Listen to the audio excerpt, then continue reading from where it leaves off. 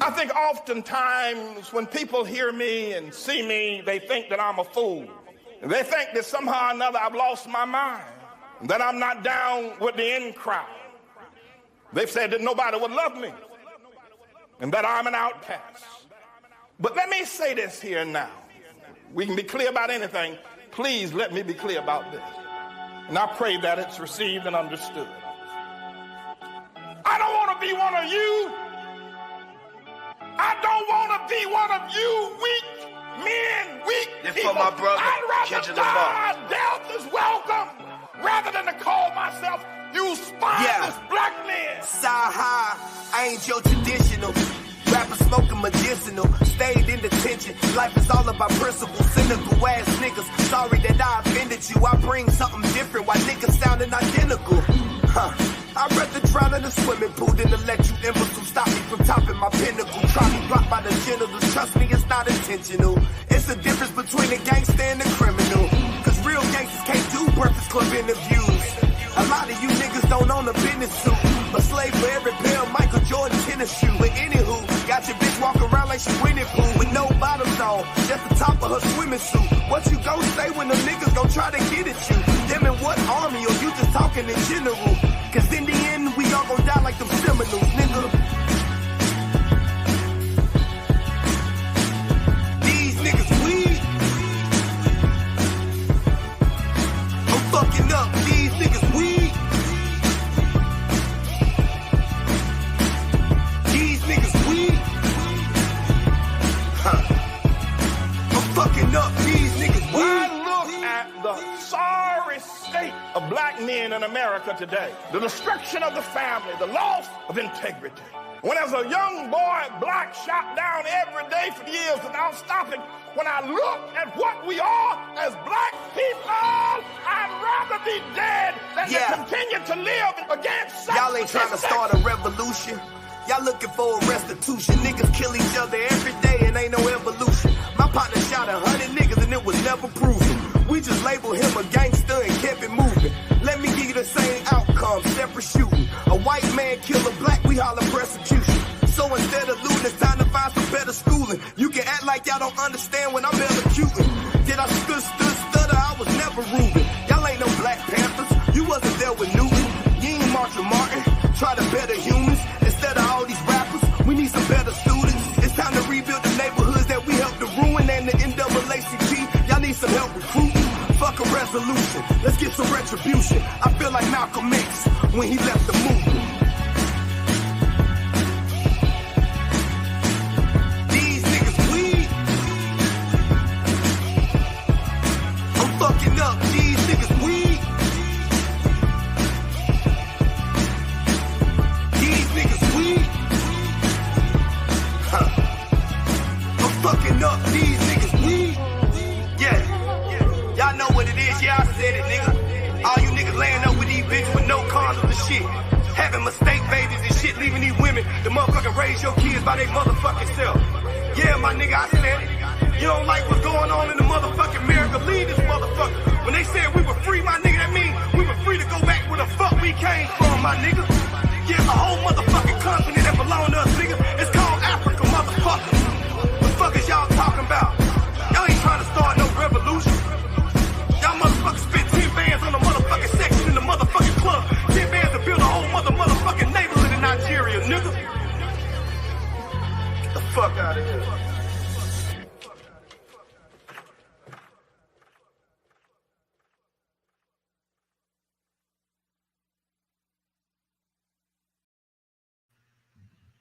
Sci-Hi.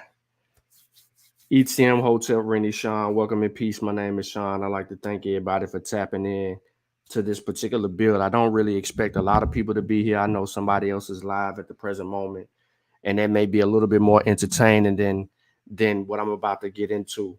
But it's Sci-Hi the Prince. If you don't know the mixtape, you'll get it, but you'll hear Zane mention it earlier. Mention it again in the thing. But yeah, boom, we here. We here. We all the way here. Ain't no playing no games. Nah, Y'all see what he tried to do on the show, yo. I ain't letting that down. Nope. I don't care what nobody says. I ain't letting it down. You're not finna play with me, bruh. That's one thing you ain't gonna do is you not finna play with me, bruh. I was at the debate. I know your argument. I seen your argument. I read your argument. You are not finna play those games and try to slick your way into taking shots at people illegitimately because you in your feelings about something. Don't think that I'm going to let you get away with that shot. So I know it's probably going to be some people that come in a little bit later, but this is the smoke session. And where there's smoke, there's fire. So today, what we have on behalf of Brother Garfield podcast is an incident where a brother says that Kemet equals the black bull. You don't believe me? Well, let's deal with it scholastically. I have questions. And look, I have a treat for y'all. I'm going to do a couple of things for y'all today. Not only am I going to get into the presentation from ASCAC from a few years ago that was presented by the brother, I'm also going to show you his journal, and I'm going to walk y'all through how to get y'all stuff in his journal. We're gonna get some straightening today. Cause see, I didn't like the way that he tried to end that show over there. Yeah, he was trying to sneak this, man. That show wasn't even about Kim. It wasn't even about that conversation at all. It was about a whole nother conversation, and he tried to imply those things in there. So let me get to this critical point in the video where Rob Bourne asked, brother, hold up. Let me do this. Let me do this. You know what I'm saying? Let me do this. Let me copyright. You know what I'm saying? Let me copyright. We finna get into it.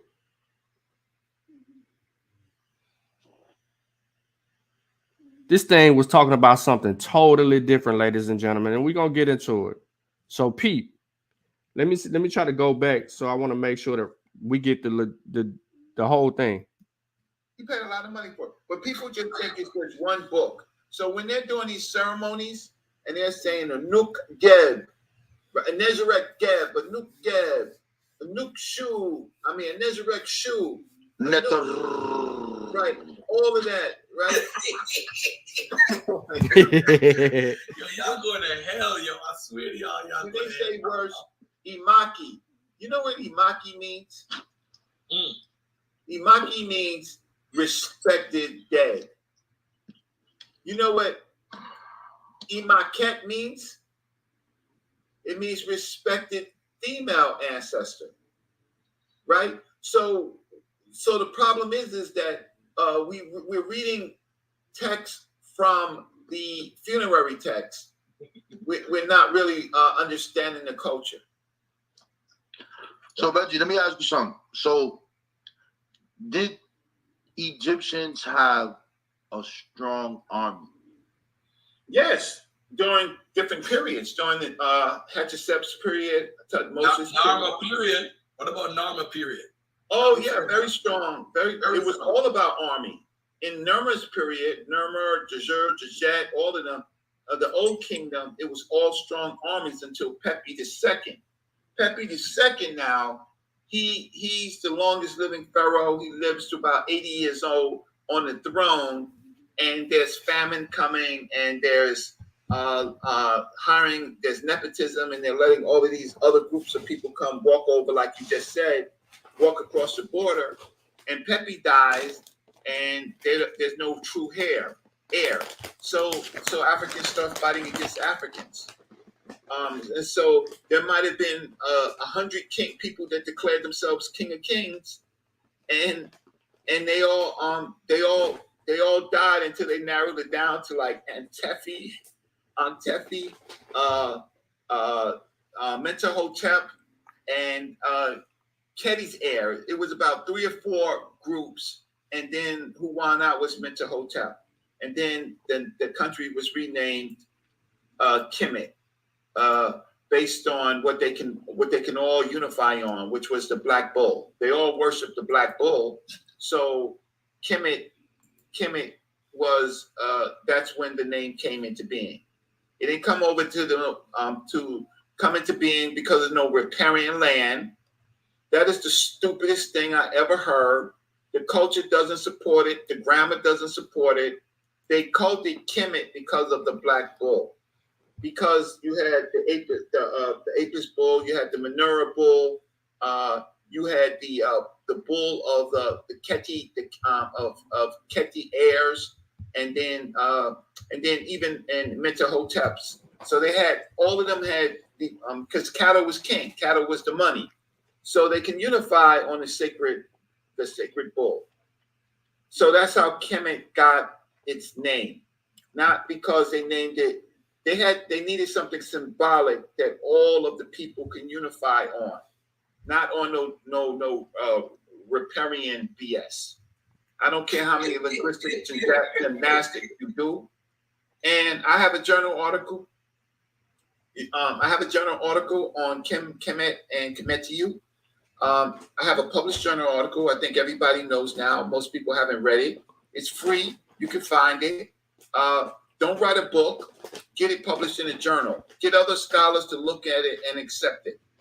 Otherwise, you're sounding good. You fly and all of that, but kick rocks. I have a journal article. Rob Warren's question had nothing to do with the meaning of the place name Kemet. Rob Warren's question, and y'all heard him, was in a whole nother direction. Reggie was on there to talk about some other stuff, Kemet related, but talking about how Amun failed the people and the religion of the Remech failed the people. And then he was talking about a particular text describing how that failing occurred. However, I'm going to let him repeat it again because I don't want no one to think that what I'm about to say, what I'm about to do is disrespectful to anyone. Now we're going to, listen, I'm going in. I'm going in. Straight, ain't no other way around this. I'm not gonna disrespect Brother Reggie. I might talk a little slick to a can of oil, but I'm not disrespecting Reggie at all. When I say I'm going in, I'm going to show y'all two things, and then I'm gonna go in. I want you to hear this one more time, ladies and gentlemen, for the people in the far back that don't know what's going on. What got Reggie on the smoke session? They stripped the pyramid down. They took the limestone. They stripped it down, right? They left the rock, the granite. Whoa. Can't you be sensible? You put up 3 white pyramids as built it. That's like the Twin Towers. The Twin Towers got knocked down, right? The pyramids got knocked down. Reggie, you sound very anti-Kemet right now, bro. I am not anti-Kemet. Yes, you sound that way. That's not only to people. You're I know that. You're amping it up. Listen, let me tell you what Kemet go wrong. Kemet is like the Mexican border. Anybody could come across. That's how it is, bro. And that's your downfall. But it also helped the economy because you need people to help run your country. You need people to do stuff in the fields, the gardeners, what do you call it? To work in the fields and do whatever. So you need people. And it was a people-based economy. So at the end of the day, you're gonna import people, just like they were importing the Galena glue or what do you call it? What name again, Rob on? Remember what we talked about? The Galena glue that they put under their eyes and all that stuff. Hey, yeah, I forgot the name of that shit. They need none of that stuff. The black eyeline paint. Black paint, blue or black paint or whatever. They need no lapis lazuli. They need none of that stuff. They didn't need none of that. Them does enough. The Egyptian them does enough, as we say in Jamaica. Them just want in everything. And that was their downfall. So what happened is the riches that they had, they continued to bury the riches, the gold, the silver, the copper, their arts inside the tombs of the kings. They had no money to pay for mercenaries. They had no standing army. So if you ain't got no standing army, if you're not building walls, like you're just waiting for it to it's like being in prison with your pants hanging down. You're gonna get it, huh? You're gonna get it. And so it's like you're not you're incarcerated and you're not doing push-ups, right? You're not working out, you ain't got a team, right? You're gonna get it. You're by yourself. In ancient and in the later periods, then they started selling amulets, right? So look, I'm saying to some of you, don't argue with me. Bring your teachers. Please don't argue with me. You're not ready. Bring your teachers. See, and I know the teachers because I've been around since '85. So bring your teachers, right? That's all I ask. If you want to come, what your teacher's gonna say, you should have called me anyway. So go bring your teachers. I can argue with Brother Jabari. I can argue with any of these groups of people. They may not like what I have to say, but Kemet lost the war because they became over religious and stopped taking care of their treasure. They weren't prepared for famines. They weren't prepared for wars. They was only preparing themselves for the Sky Daddy. They was preparing themselves for the afterlife. Right. Tell the truth. For Sar, for Sky Daddy. So why? But the rest of Africa, it survived. Even when Islam came, there were Africans who went further south, right, to protect themselves from the invading Arabs, right? Let's just get to history. Let's try to figure out our what went wrong. And so, look, you have all these people, Nature Boy, Young Pharaoh, all of these groups of people building cults. You see where it ends, right? You had Dr. York building these cults. That's not. We got to stop this divine kingship BS. Our people have to use operational unity and select good leaders. And when the leaders aren't good, we need to get rid of them. Nobody's special in this situation. We respect you for the good that you do, but when you start acting up and getting 3, 4, 5 wives, taking all the people's money, and then you got people talking about Dr. York's money. It wasn't Dr. York's money. It was the people's money. These people went out sun up and sun down to sell oils and books, right? And then they brought it back to the temple. And it became Dr. York's money. And then Dr. York managed it the way he personally managed it. And now it's a family business. So the family's arguing over, well, that's our property. It's not your property. It's the people's property, right? So, but they're acting like it's our father's property. No, your father mismanaged the people's money. Right. He did that. He had a good idea. He had a good run for a while, but ultimately he mismanaged it, and he caused some pain to people that you don't want to admit that he caused pain to. So these Kemetic priests, listen, they already do not like me, right? Reggie, people need to go back to your dialogues you had with Jabari, both of them. Because you was dropping, so I don't think you realize that you won those dialogues. You're trying to tell people, why are you using a coffin text to act like that? That's going to free you from under the bondage of white supremacy. It can't help you. And I think what happened is we want to replace Christianity so bad because we mad with the religion, but you're actually replacing one spook for another spook. It's like me and you arguing over whose imaginary friend is better. My son has an imaginary friend by the name of Happy. And his friends in school have an imaginary friend by the name of George. And he in the classroom, the teacher is telling us, Happy and George is arguing, the two imaginary friends. So me and you, Reggie, is going to be arguing over which imaginary friend is better for our people. It is ludicrous.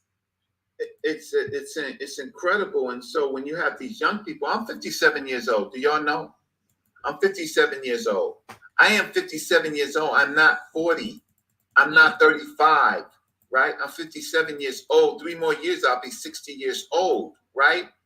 You might look at my looks and you might not think that I am the age that I am. I was around when the Kemetic faith got started. I was there. I was around when Dr. Ben laughed at them. I was there. Those people who avoided Dr. Ben decided to do what they wanted to do. But basically, it was a lot of interest. It was interesting. It was a lot of businesses around that they were creating. There was businesses and publications and things like that, and they had an audience for it. And then they stopped listening to Dr. Yosef Ben Jochanan, right? Dr. Ben never said he believed in the gods. He says what the ancient Egyptians believed in, right? He never believed in any of that. So as you can see, before he transitions, this is what I'm trying to give y'all context. This is what the conversation was about. They were answering questions, and then they were talking about Islam's presence and role and all of these other things. And all of this was that. Reggie takes the opportunity to advance this conversation forward. And for the people that's just joining, you are about to hear his assertions, and I'm going to let them be heard. And then I'm going to tell you and show you his argument and why I had the questions that I actually had. I'm not even going to play my part of it. This is all about him. And so now they're trying to not tell the truth and say Dr. Ben believed in it. That's not true. Dr. Clark didn't believe in it. Did you ever see Dr. Clark in some religious ceremony? Except for a funeral, giving words. You've never seen him practicing anything. So if that's your great ancestors, then who are these people that you but you see the other people doing ceremonies? Now, getting back to what Garfield said, most of the ceremonies that they have or from coffin texts, they think that there's only one Pertim Heru. They think that Anui Annie, who wasn't even a royal person, he bought his Pertim Heru. He paid for it, right? Wait, Reggie. So you telling me niggas was paying to get into the afterlife? Paying for the ceremony, paying for the tomb, yeah. Yeah, because your Pertim Heru was see it's so bad with Annie is that in some places there wasn't enough space on the line, so they had to shorten his name or move some things, right? Because he was paying for it. He paid a lot of money for it. But people just think it's just one book. So when they're doing these ceremonies and they're saying Anuk Geb, Nezarek Geb, Anuk Geb, Anuk Shu, a Nezarek Shu, right? All of that, right? Yo, y'all going to hell, yo. I swear to y'all. When they say words, Imaki, you know what Imaki means? Imaki means respected dead. You know what Imaket means? It means respected female ancestor, right? So the problem is that we're reading text from the funerary text. We're not really understanding the culture. So Reggie, let me ask you something. So did Egyptians have a strong army? Yes, during different periods, during the Hatshepsut's period, Moses period. What about Narmer period? Oh yeah. He asked him, did the Egyptians have a strong army? Y'all heard the question. It was posed. Now watch where this goes. very strong. It was all about army. In Nurmer's period, Nurmer, Jajur, Jajet, all of them, the Old Kingdom, it was all strong armies until Pepi II. Pepi II now, he's the longest living pharaoh. He lives to about 80 years old on the throne, and there's famine coming, and there's hiring, there's nepotism, and they're letting all of these other groups of people come walk over, like you just said, walk across the border, and Pepi dies, and there's no true heir. So Africans start fighting against Africans. And so there might have been 100 people that declared themselves king of kings, and they all died until they narrowed it down to like Antefi, Mentuhotep, and Km.t's heir. It was about 3 or 4 groups, and then who won out was Mentuhotep, and then the country was renamed Kemet, based on what they can all unify on, which was the Black Bull. Now, mind you, that they didn't unify upon the name Kemet until like until like a certain period. So you have to be specific.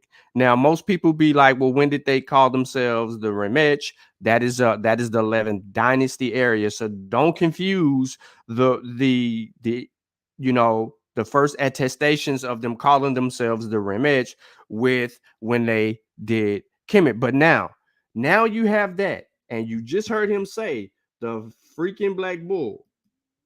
Here we go. Km.t's heir. It was about 3 or 4 groups, and then who won out was Mentuhotep, and then the country was renamed Kemet, based on what they can all unify on, which was the Black Bull. They all worship the Black Bull, so Kemet was that's when the name came into being. It didn't come over to come into being because of no riparian land. That is the stupidest thing I ever heard. The culture doesn't support it. The grammar doesn't support it. They called it Kemet because of the Black Bull. Because you had the Apis bull, you had the Manura bull, you had the bull of the Keti of Keti heirs, and then are these bulls black, Reggie? The Apis bull, is it black? What about the other bull you name? Is it black? And then even in Mentuhotep's, so they had all of them had the because cattle was king, cattle was the money, so they can unify on the sacred bull. So that's how Kemet got its name. Not the sacred bull doesn't depict a color. So how did you come to the conclusion that it means the Black Bull, my guy? This is why I asked the questions that I asked about your methodology. Because the sacred bull does not mean the Black Bull, my guy. You're posing more questions that I actually have when I continue to listen to what you're saying. However, for the listening audience and the people that are tapped in, and those of you who will catch the replay, I told you that I actually have a treat. We're going to see where this goes. So I'm going to play a little bit more of this video, and then I'll progress forward because I really want to get into the work to support his position. Or, you know what I mean. Because they named it, they needed something symbolic that all of the people can unify on, not on no riparian BS. I don't care how many linguistic gymnastics you do. And I have a journal article. I have a journal article on Kemet and Km.t. I have a published journal article. I think everybody knows now. Most people haven't read it. It's free. You can find it. Don't write a book. Get it published in a journal. Get other scholars to look at it and accept it. Otherwise, you're sounding good. You fly and all of that, but kick rocks. I have a journal article, right, on this subject. I don't have look, books are good, but ultimately at the end of the day, Some books survive. Garfield's book will survive because it's well cited, and how can I say, there's so much things that's unimpeachable about it. The books like that will survive, but when you have a fringe theory, if I have a fringe theory like what is the meaning of Km.t and Kemet, go to other scholars and see what they have to see. So I have agreement on my work by now they want to call them Afrocentric scholars, but that's not the case. I have agreement around PhDs, Dr. Mario Beatty, Dr. Richetti. Sean, you want to jump on the challenge Reggie, man? Today is not the day for that. Come on. What does Sean want to say? Nah, I ain't gonna. He's gonna come on here and try to put you on blast, man. Come on, Sean. Oh man, Sean. No. They call it in Kemet. Look. We finna go back to the back of the Range Rover in Brooklyn. That's what we finna go back to. Oh man, Reggie has taken us back. Oh man, to the back of the Range Rover. Can you let him live? Please let him rock. On the way to get some food. Yeah. Hey, Sean, you got a book coming out, right? What's your name of that book, bro? Tell the people. No. I'm trying to deflect. I read Reggie. Tell the people. I gotta put Amir's imaginary friend to sleep shortly. So no, keep Sean on. I mean, in Harry. I want to hear what you got to say. And first of all, I don't want it to go that way. I ain't arguing with Rick. Come on, man. Come in, Sean. Sean. We got a lot of comments. Hold on a second. I don't want to talk over anybody in my crazy voice right now. But Reggie, finish your point. Sean cannot harass you today. I'm in control. All right, it's not Zoom. All right, yeah. We are on stream. Well, ultimately, at the end of the day, I went to course. I took my concept to a conference. I asked the president of the conference if he can give us some time to argue these concepts. I argued strongly my work. Dr. Beatty argued strongly his work. Asar made a presentation, but he said it was kind of like a prelude to his book. The book came out. You weren't a writer of the book. The book has major errors in it. Major errors, even major grammar errors. Just so that book is. We must have read two different books because there's no way that Sanjeti, Wujawu, and Asar, who all know grammar, is going to let grammatical errors slip by. That means you've never read the work of Asar, Sanjeti, or Wujawu, especially Wujawu and Asar. Those two dudes are so tactical that they will go behind each other to clear everything up before publishing. You'll get an error from me 10 times over before you'll find one with Asar and Wujawu. So you said they got grammatical errors in their books. You throwing shade and shots at them the whole time. That's why I hopped on the panel. So here we are. Not being marketed well. Nobody's marketing that book. Now, nobody's marketing the book. Mind you, the book came out a few years ago. 2018, they had the ASCAC. They had the ASCAC. 2018, 2019, somewhere around there. I got my folder. Hold on. Let me be exact. I got my backpack right here. I got my ASCAC folder right here. I ain't got to make up nothing and shoot the shizzle with everybody. I got the ASCAC 30. This argument took place at the 36th National Conference on April 18th to the 21st in 2019. It was held at Medgar Evers College, the City University of New York, 1650 Bedford Avenue, Academic Building 1, Brooklyn, New York. I was there. I was in the building. I was in attendance. Let's go. And so, Sean, you were a good. Listen. You know Metanetra. You studied under. I was a great Metanetra teacher as far as the grammar and the words. But we're dealing with African history. African history is a little bit different than Metanetra.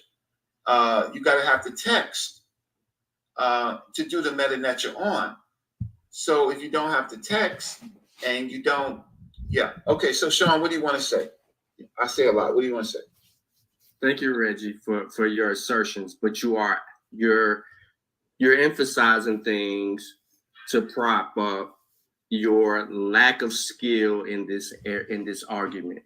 Now, I read, of course, you know I was there. Everybody knows that I was at the debate. I was there. I listened to your presentation at the debate.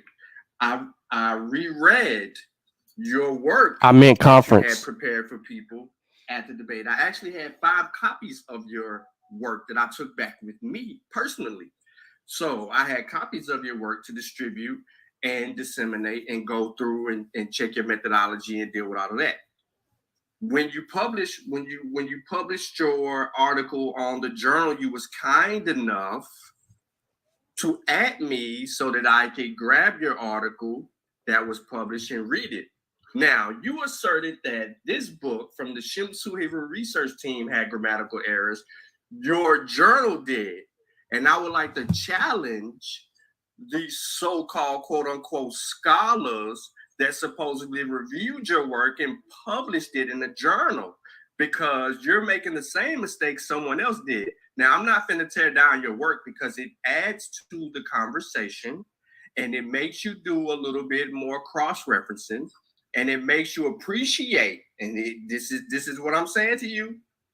I appreciate what you did because that took it a step further for me. And that's all I've been wanting. Was you to take it a step further. Okay, so here's the thing. I submitted my paper and they edited it and they chopped it down. So for a while, there were some things that I wanted to correct and add. But because of the date of publication, fine. So the editing errors, if any, they are not mine. Meaning that meaning they were mine to be corrected. Conceptually, conceptually do you have an argument with? Forget grammar. You can look at almost any book and find every author says that they want to would like to rewrite. Tell me conceptually where I'm wrong. Okay, so in your argument, when you base your premise on the Black Bull, you just asserted it again on this particular show. Well, you're giving credence to something that doesn't come before they acknowledge the land in which they walk. You took all of that away. They attributed more to the Nile and to where they lived, which was fruitful for them, than they did overall the Black Bull. Now, when they start doing all the little sacred stuff with the Black Bull and the whole 9 yards, y'all had that argument. Other people haven't. So what I'm saying to you is your premise is shaky and your methodology is faulty. And if people edited this, I would hope that they would go back and redo some of the work because it didn't look too good when it was looked on the site. And I challenge where it was actually published because that came into question for me as well. Okay. All right. So real quick. That's what I had to say to Reggie without trying to belittle Reggie. There's more to it that is said. However, Reggie's article, as you can see, Sister Monica in the chat, she is implying that Reggie's article is on Penn University.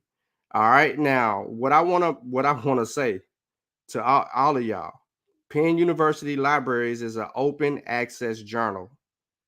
Okay. Penn University Library is an open access journal. It's there. I'm not going to say too much about open access journals. Everybody knows how open access journals work. But I am going to pull it up on the screen. Since Brother Brandon was like, well, it's published in an accredited in an accredited place, but this is not where Reggie is talking about.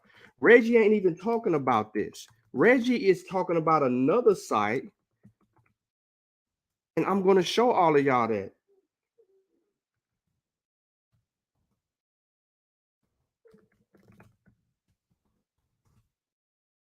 Reginald A. Marbury. See, Reggie is talking about the Journal of Pan-African.org. This is what Reggie is referring to. Reggie is not referring to Penn University at all. So when Brendan says it's published at Penn University, he's not even referring to that. He's referring to what I'm about to show y'all.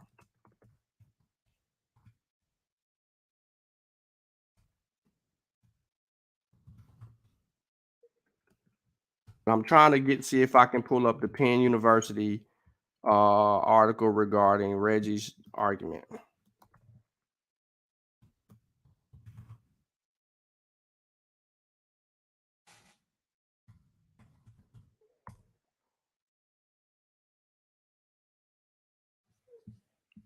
All right, so let me see what I gotta go under. Penn user login, access full text and more content. I don't think I'll be able to access it because I don't have an account, but Brendan is currently working a PhD, so he has access to it. However, I'm gonna see if I can get to it. I'm gonna type in Reginald's name.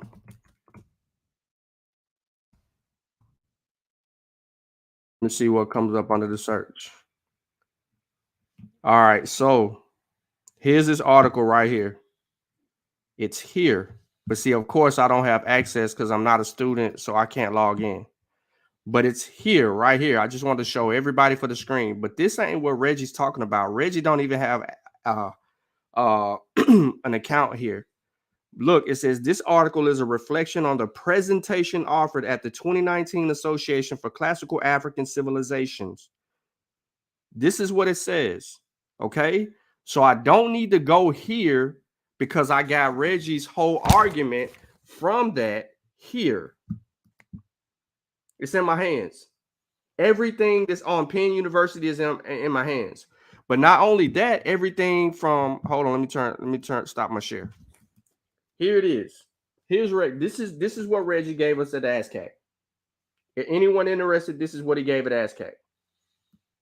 So I have it already. He just basically Mo, that's what that is. So I'm about to tell y'all what it is. Now, Reggie's article is also posted here at the Africology, the Journal of Pan-African Studies. Now, I went through this with him. Brother Issa, Beatty, and all the other people have taken over this site. And in this site, Reggie's article is right here. You see it?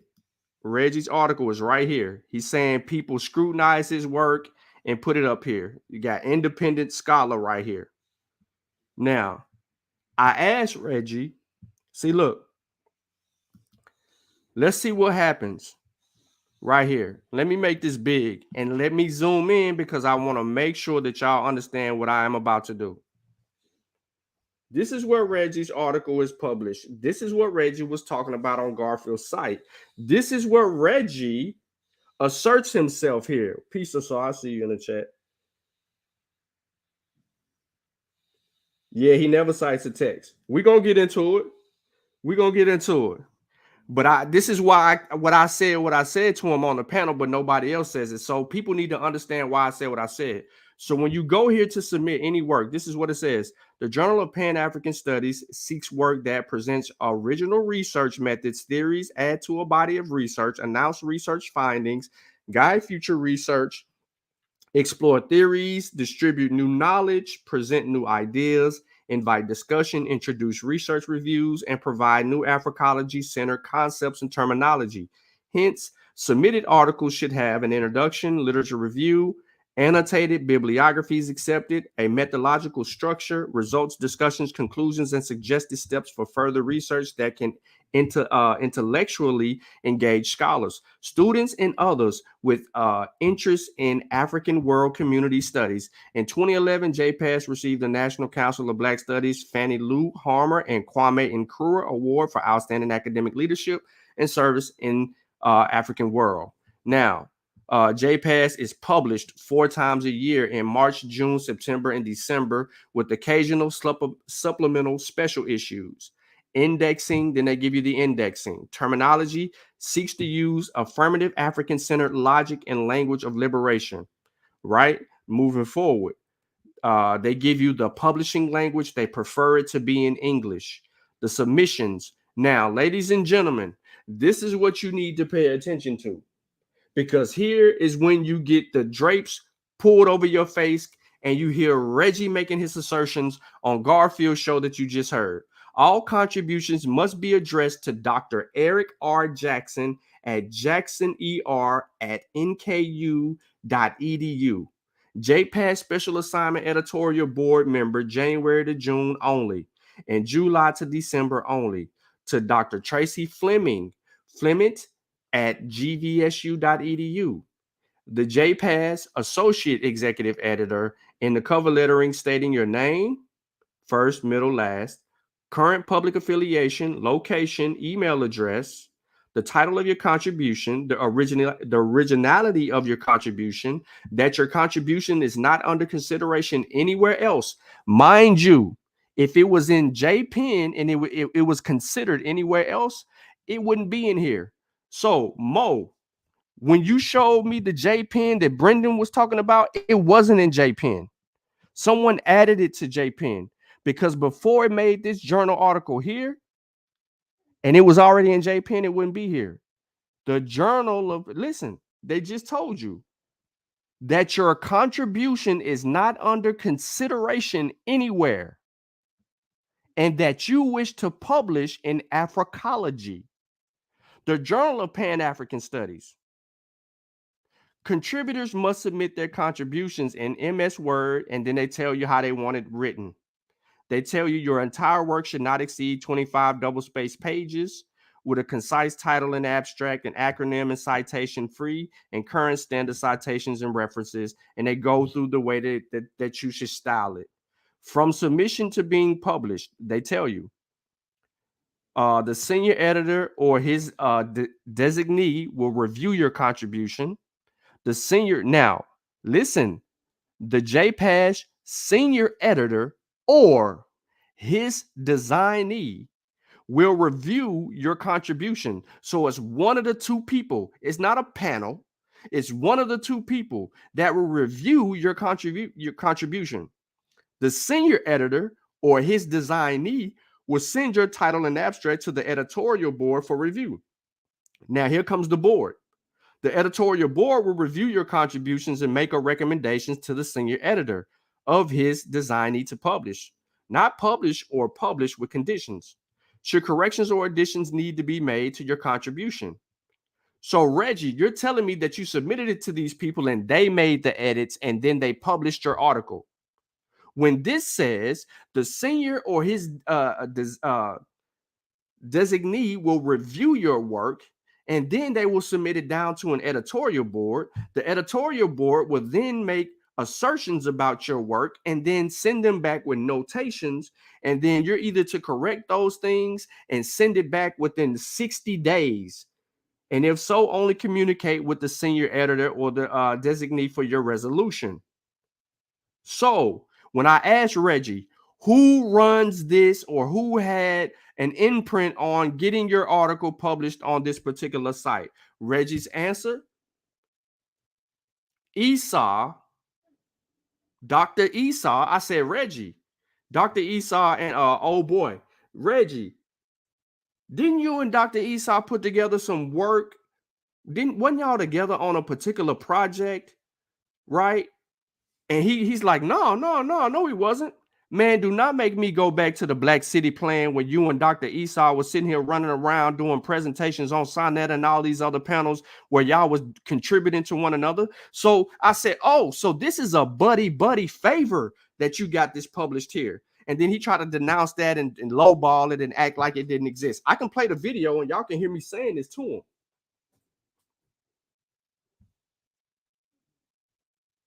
So when I said it, it was that. So ladies and gentlemen, let me get into it. So now I've showed y'all that I actually have the article in hand.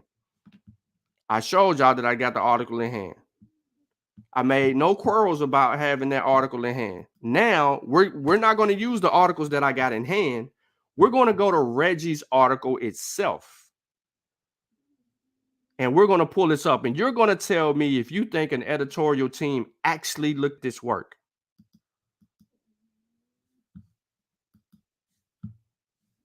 Because he was throwing some shots over there. And that's my guy. I ain't trying to disrespect him or nothing like that. But come on, man. You was going too far with the antics. And I was right there. 25 pages. They said 25 pages. Has to be in a certain format. It's within that particular format. All of us can submit to this journal, y'all. I just want to let y'all know that. We don't have to go through a particular process. Now, if I took you to these other journals, right? You gotta do it. You gotta be registered. You gotta all these other things. And your work actually goes under scrutiny and review by independent people. But anyway, let's go. Syncretism, a means and method of accurately translating Kemet, Km.t, and Kim. All right. This article is a reflection of the presentation offered at the 2019 Association for Classical African Civilization ASCAC conference, where the origins and the meaning of the word Kemet was debated. That's true. This examination seeks to identify syncretism as the proposed and superior method of interpreting ancient texts, specifically the Medu Neter. Therefore, syncretism affords a more accurate understanding of the ancient texts of the Km.t, which he inserts these I's in here. More specifically, the aim of the objective of this article is to examine the origins of the ancient African word Kemet, to highlight and establish its relationship to both the black cattle and the sacred black people that ancients referred to. Mind you, ladies and gentlemen, this is not in his assertion or his presentation that he presented at ASCAC, not the abstract. However, what we have here is when he goes into his paper and says this paper will discuss Kemet, Kemet, Km.t glyphs with the transliterations. All right. Now he goes by, he shows you Kim, Kemet, Km.t, and his translations equals black, the Negroes, literally, and then the Negroes. This is his assertion. So he's already asserting in his article his conclusion or his bias, because he argued this already. This is why I asked Reggie about his methodology. If this is original research, how did he come to the conclusion that this meant the Negroes? They didn't have a word for Negroes. All right, let's go on. He says, first, what is the meaning of Kemet? Is the term related to black people, to black and people at all? Now, he doesn't say this in his article or his presentation in ASCAC. So he does a very good job at reasserting this argument to lead into what we're going to see on both his paper and his argument coming up. He had more room to work, so it's more dialed out. Now, these are, okay, first of all, what we're reading right now is basically, this is pretty much a hypothesis. I'm trying to give him that. But his research questions, right? And then it should go directly into his hypothesis because he's asking all these questions. So first, what is the meaning of Kemet? And the term related to black people and people at all. And why is it Kemet?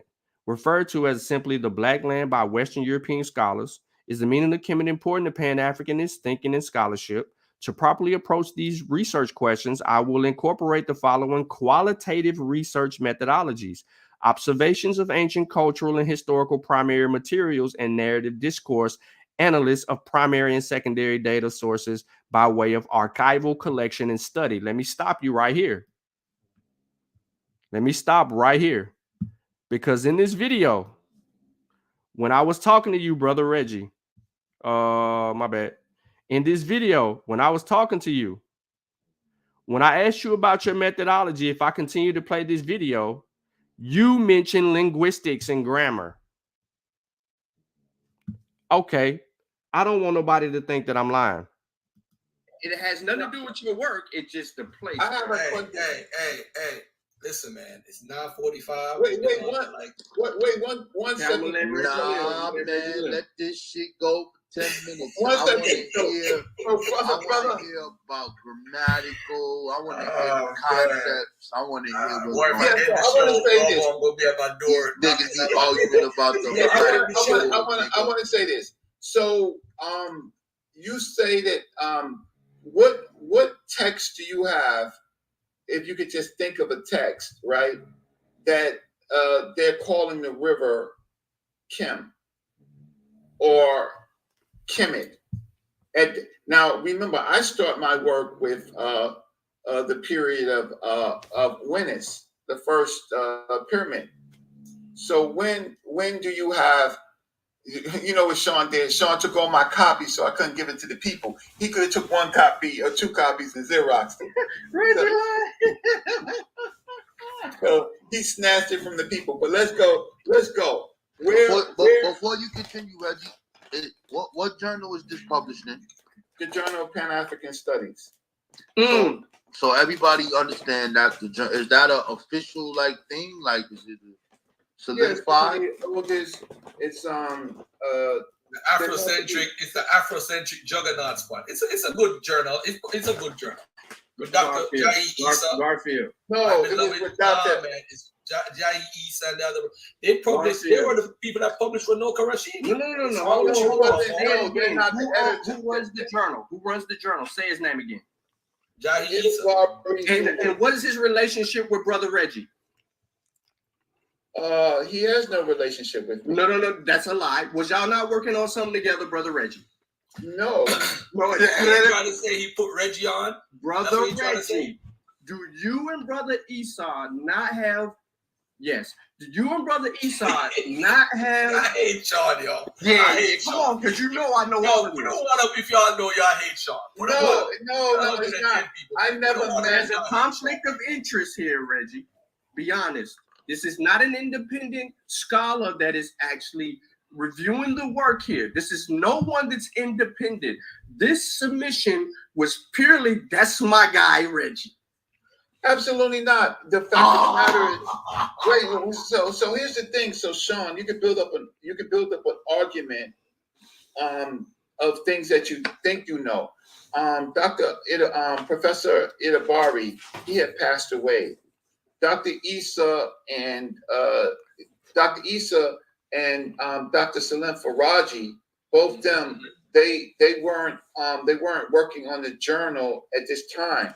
They had nothing to do with this journal publication at all. Reggie, you do know that one thing I do like about you, you remind me of John G. Jackson and John Henry Clark. You know what was great about those two men? They were excellent writers. I'm not talking about their information. They were excellent. You are an excellent writer. That's what you are. Excellent writer. I write better than I John G. Jackson and John Henry Clark and you, trust me, if it wasn't for y'all three, I'm telling you, you're in that lineage of writers. Yeah, I write better than I speak. And that's just how things are. And that's why my speech is so jumbled up, because I'm thinking about a lot of things. And so I'm searching for things in my mind that I want to say, but a lot of times I'm more of a researcher. But so getting back, thank you, Garfield, but getting back to what Sean is saying, conceptually, you said that the ancient Egyptians were talking about the river and not just the river, the land in general. It was more fruitful to them. It was more fruitful to them than the sacred cow or the black bull. You asserted it even in your page, even in your argument, in your presentation at ASCAC, and also because you didn't get through all of it, but you didn't. So that's what made it important for me to get what I got, because I needed to hear your full argument, assess it 3 or 4 times, and then get into, all right, now let me put this through scrutiny. And you know what I'm saying? You use people like Netanyahu, you use people like Cambon, where you reference Cambon here, Clyde Winters. You use a whole bunch of blackologists to actually make your argument. Dr. Cambone is a blackologist? No. No. You didn't use Cambone to the degree. You basically said a number of scholars criticized this, including Dr. Cambone and Netanyahu. You made reference to, because you said Asar Imhotep and cohorts believe that the N23 and the N32 glyph makes Kemet mean land only. That's what you asserted in your argument, but you didn't quite hear them out in their argument, because I read this book. Yeah, but you wrote this before you read the book. And if you read the book, then you would go back and you would change what is published on the journal on the website. Because the argument is specifically when they get into the what you call the X-Man or the 049, you don't really challenge the 049 way to even come to a proper conclusion. Nor do you make a stronger argument for your Black Bull assertion. I make the strongest argument. No. So what did I say about the Black Bull argument? Basically the same thing you said in your presentation. Tell the people what I said. What did I say? I said, right. What did I say? I told the people, why don't you tell the people and I'll tell the people. I know. No. You can assert it. Okay, so your collective is equivalent to Kemet People Collective is equivalent to Kemet Cattle Collective. What tool did you use to come to that conclusion? Oh, just grammar, vocabulary words. No. Okay, no. What was your methodology to get you to come to the conclusion that your overall argument was that? What tools did you use? My paper is Syncretism, a means and method of understanding Kemet, and Km.t. My methodology is to look at grammar words, which happen to be relating around the black cow. I begin my paper with Winnis saying that he is the. All right, let me stop. Now, you heard what he said. He mentioned linguistics. He mentioned grammar, right? That was his assertion to be a part of his methodology.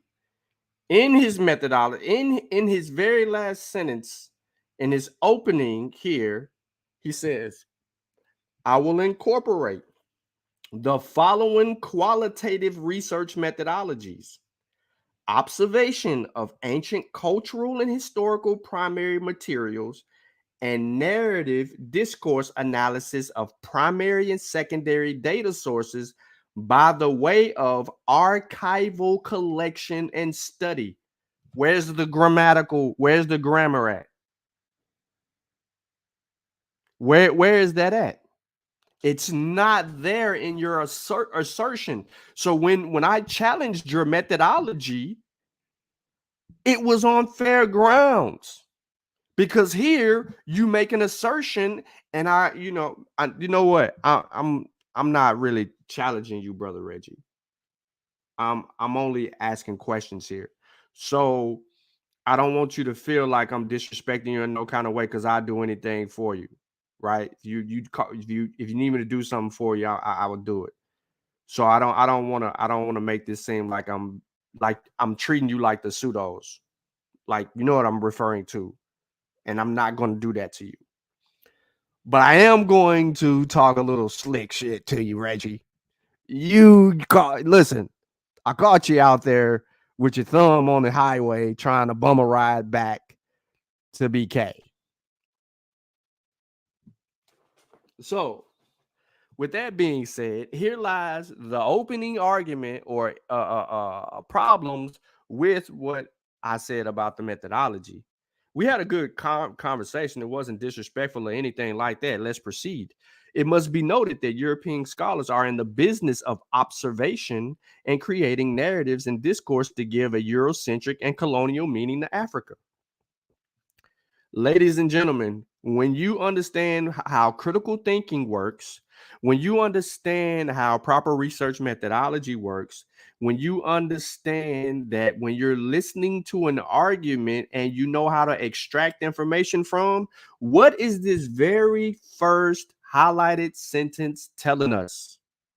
It must be noted that European scholars are in the business of observation and creating narratives and discourse to give a Eurocentric and colonial meaning to Africa.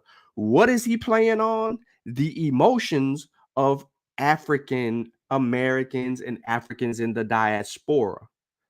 He's appealing to your emotions immediately. See, this is why I said I don't care what Asar's arguing. I don't care what Smash arguing, Wujawus and Jetty, Reggie, all of them. I need the tools, ladies and gentlemen, because I can figure out their arguments on my own if I knew how to look at these things, extract them, and deal with this work on my own merit so that I don't have to come to their conclusion. I can come to my own conclusion honestly. My conclusion isn't being persuaded by my love for Asar or my love for Brother Reggie and Smash, Netaneb, and everybody else. It is my love for properly understanding the methodology to help me know when someone's playing on my emotions and when they're asserting actual good information in the equation. Let's continue.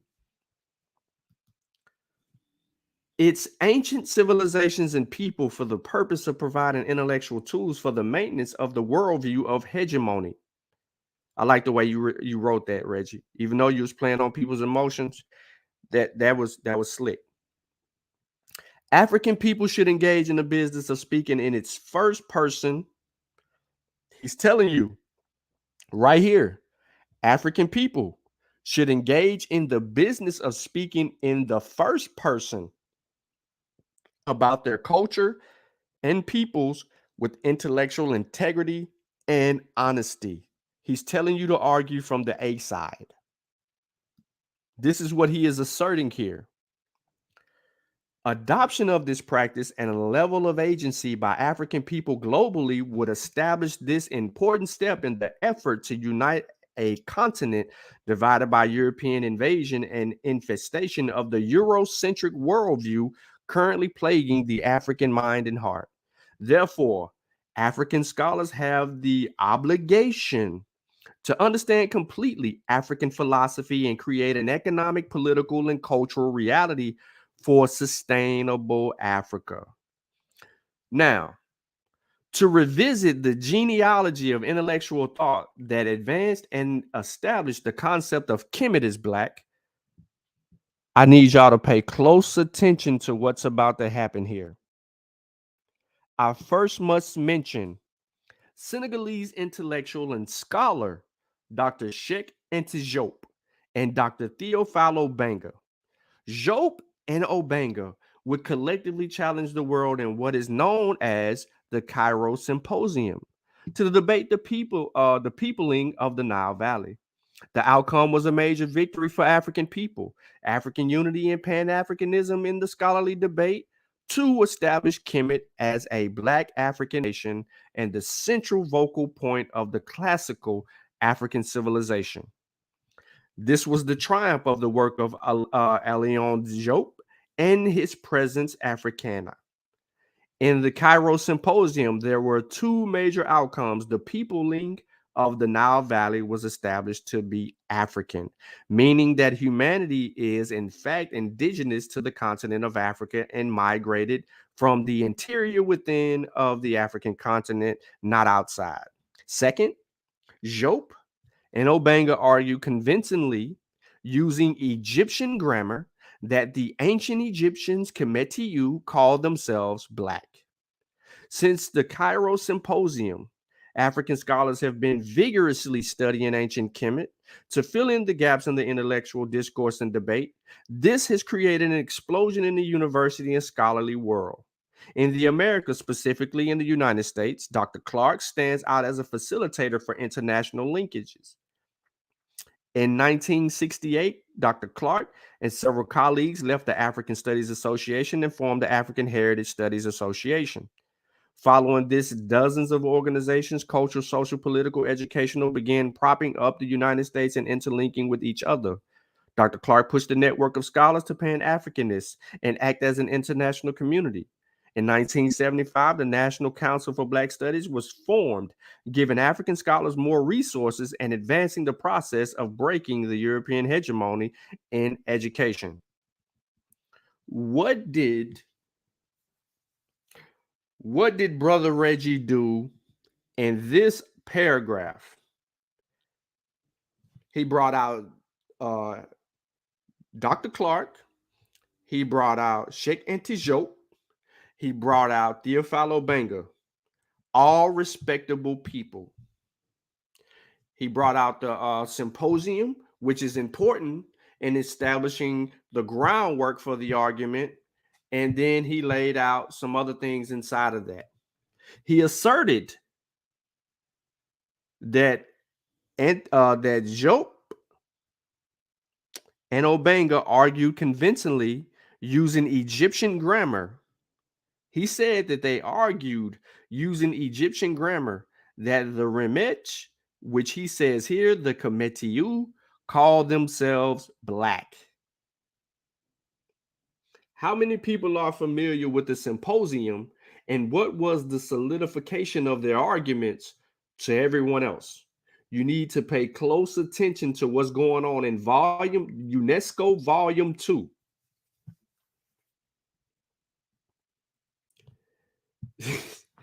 Absolutely. So here is the groundwork for Reggie's argument.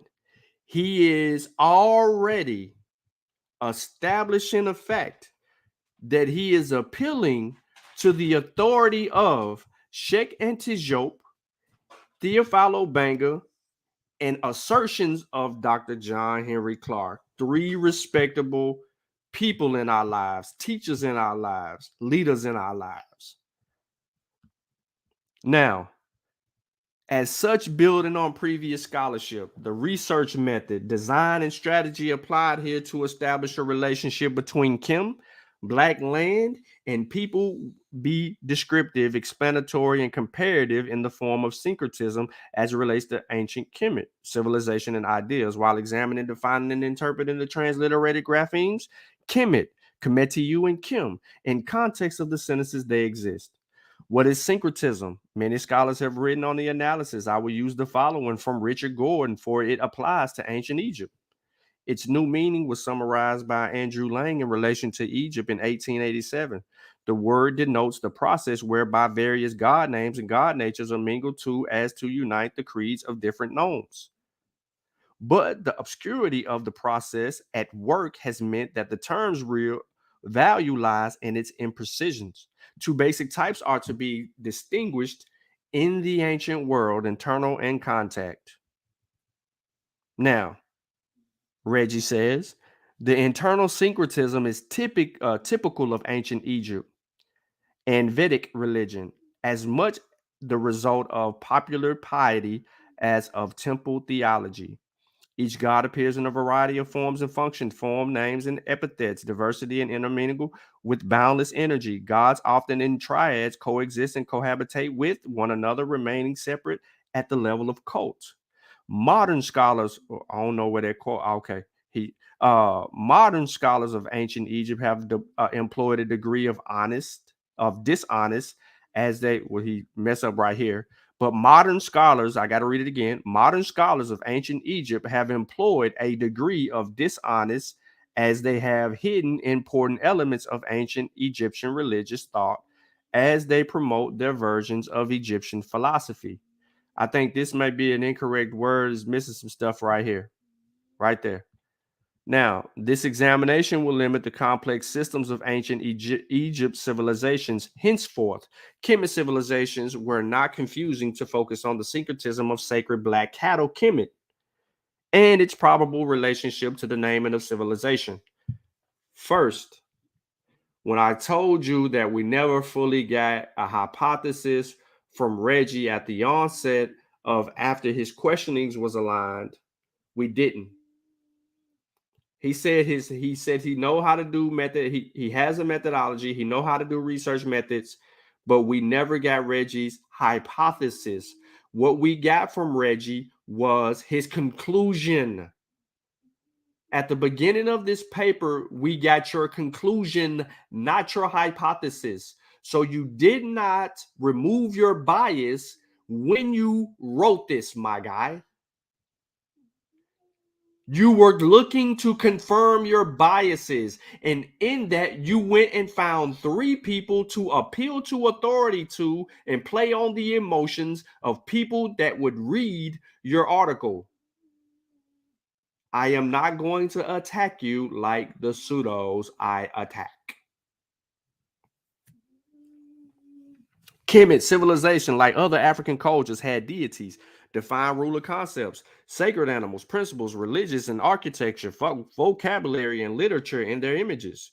Kemet civilization is unique in that it was among the first 2 civilizations that began writing and recording the earliest of the civilizations, finds Gunter Dreyer.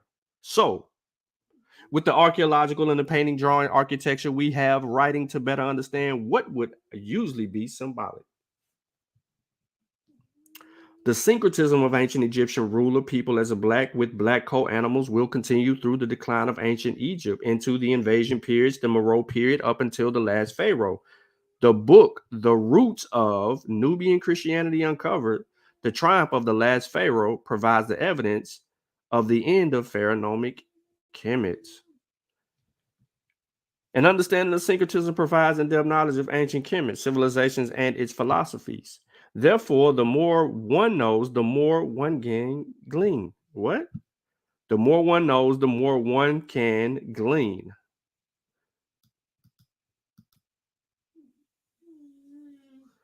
Glean is an extract. Collect gradually, bit by bit. Okay. Gather. Got you. All right, Reggie. I had to look that up. Now, Dr. Mbidi, in the introduction of his classical book, said, Africans are notoriously religious, and each people has its own religious systems with a set of beliefs and practices. Religion permeates all departments of life to a degree and so fully that it is not easy and or always possible to isolate it. A study of these religious systems is, therefore, ultimately a study of people themselves in all the complexities of both traditional and modern life.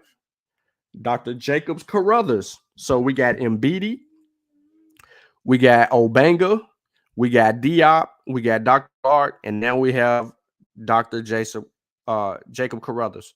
Began his first chapter called Orientation and Problems in Redemption of Ancient Egypt with a statement from Manga Mele Mabono.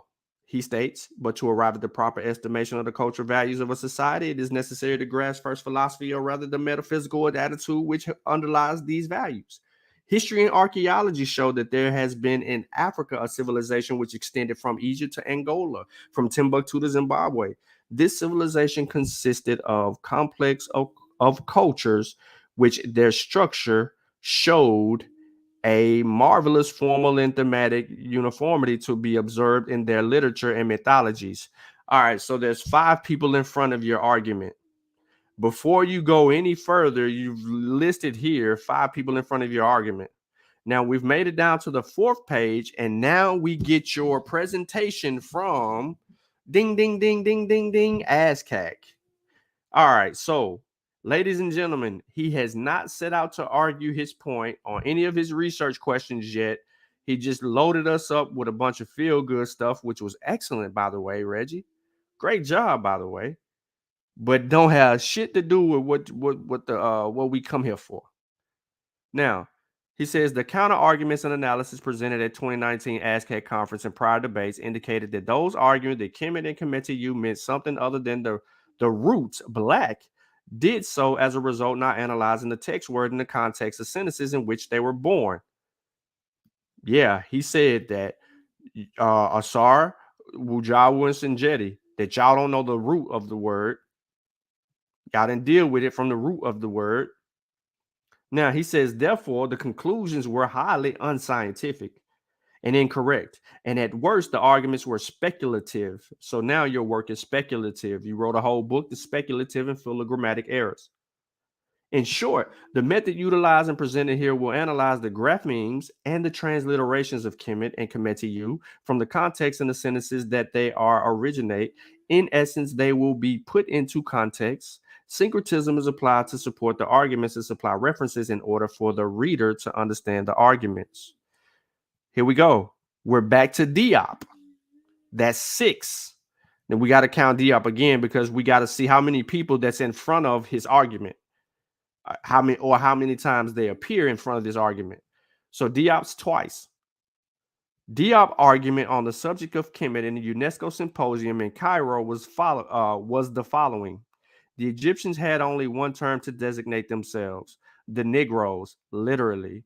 This is the strongest term existing in the pheronomic term to indicate blackness. It is accordingly written with a hieroglyph representing a length of wood charred at the end and not crocodile scales. This word is the etymological origin of the well-known root Kemet, which has proliferated in the modern anthropological literature. To support Diop's position, pictured here is the primary period of Unis, the first recorded pyramid text where the king Unis uses Kim and Kemet. Now, Reggie, you asked me on Brother Garfield's channel if what text do you have, or what you said, what text do I have, and or what books do I have on the subject regarding this? You're coming from here. Let me stop sharing real quick. You see this? This P. Allen's work, the ancient Egyptian pyramid text. You said you're dealing with Unis, right?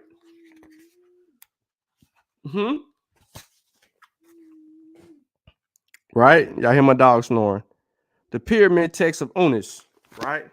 So I just wanted to show you that I actually had this, and then we actually have the PDF version that would actually help edify, the primaries and go from there. So, I think people regard some work that James P. Allen does as highly likely, but still needs to be gone over. But I just wanted to let you know that I actually had something referring to what you were talking about in the Old Kingdom in my possession.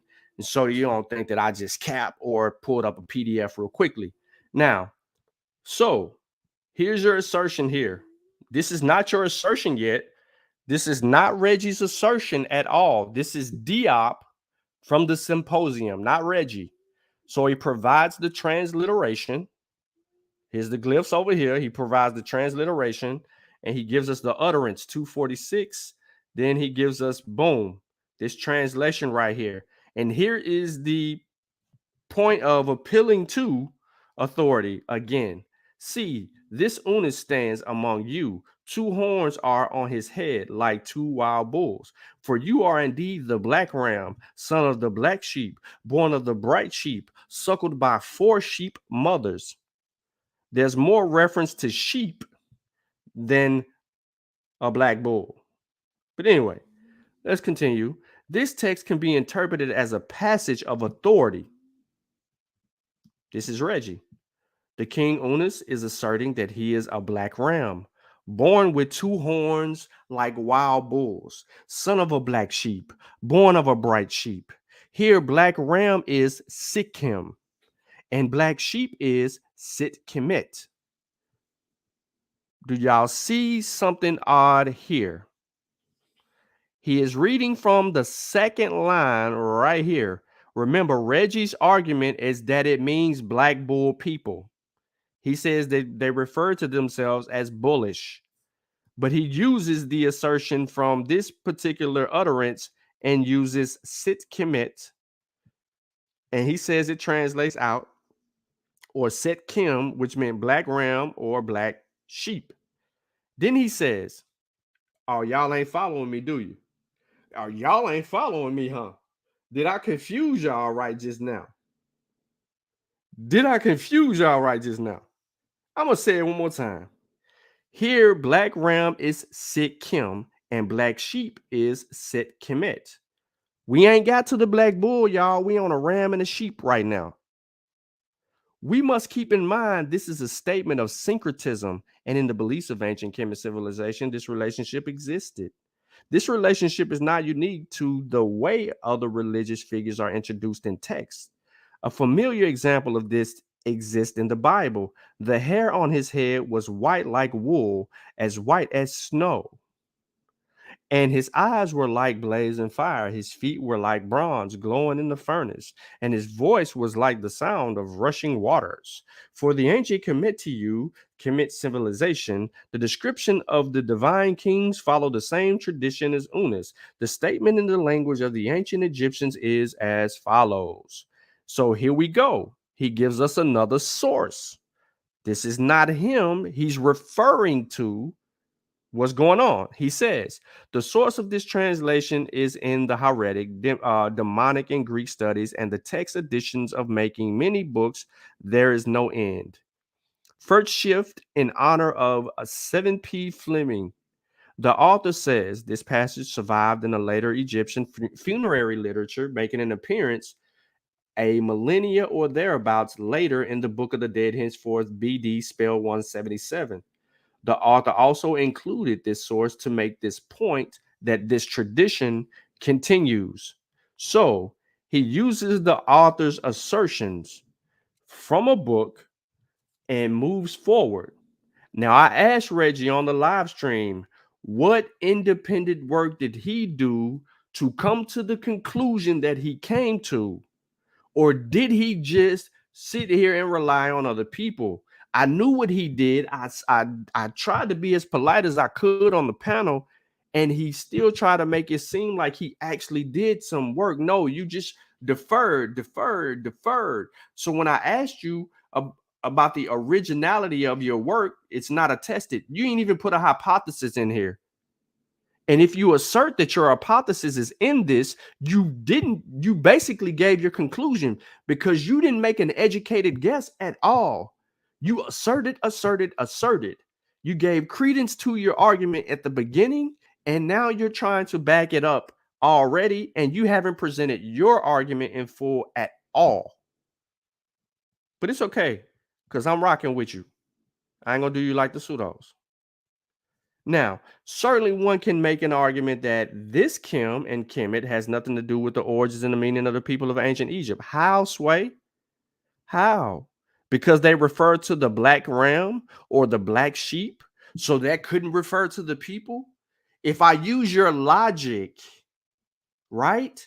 If I use your logic, I have to come to a conclusion based on your logic that you asserted on a live stream, several arguments, and at ASCAC in your paper, and now in this article that's on the journal, that Kim and Kemet in this reference has to mean the people either had to call themselves or refer to themselves as the black bull or the black sheep.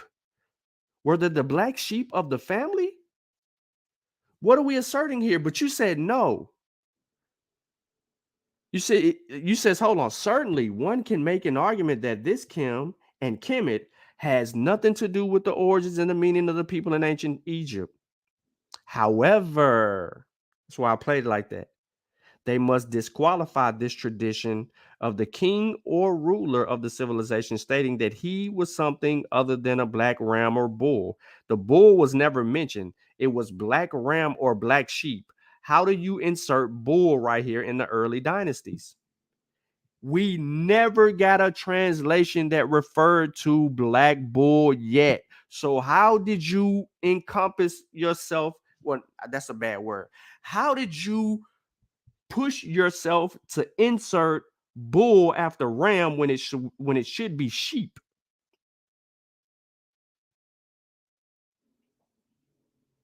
Your two translations that you have, Reggie, brother Reggie, I know you're listening. Your translation was black ram, son of a black sheep. How did you come to the conclusion here to omit sheep and insert bull?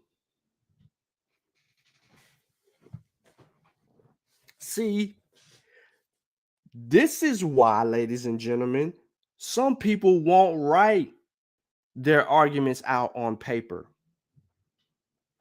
This is why some people don't want to really put together a presentation and be held accountable for certain things, and then dismiss other avenues of certain things.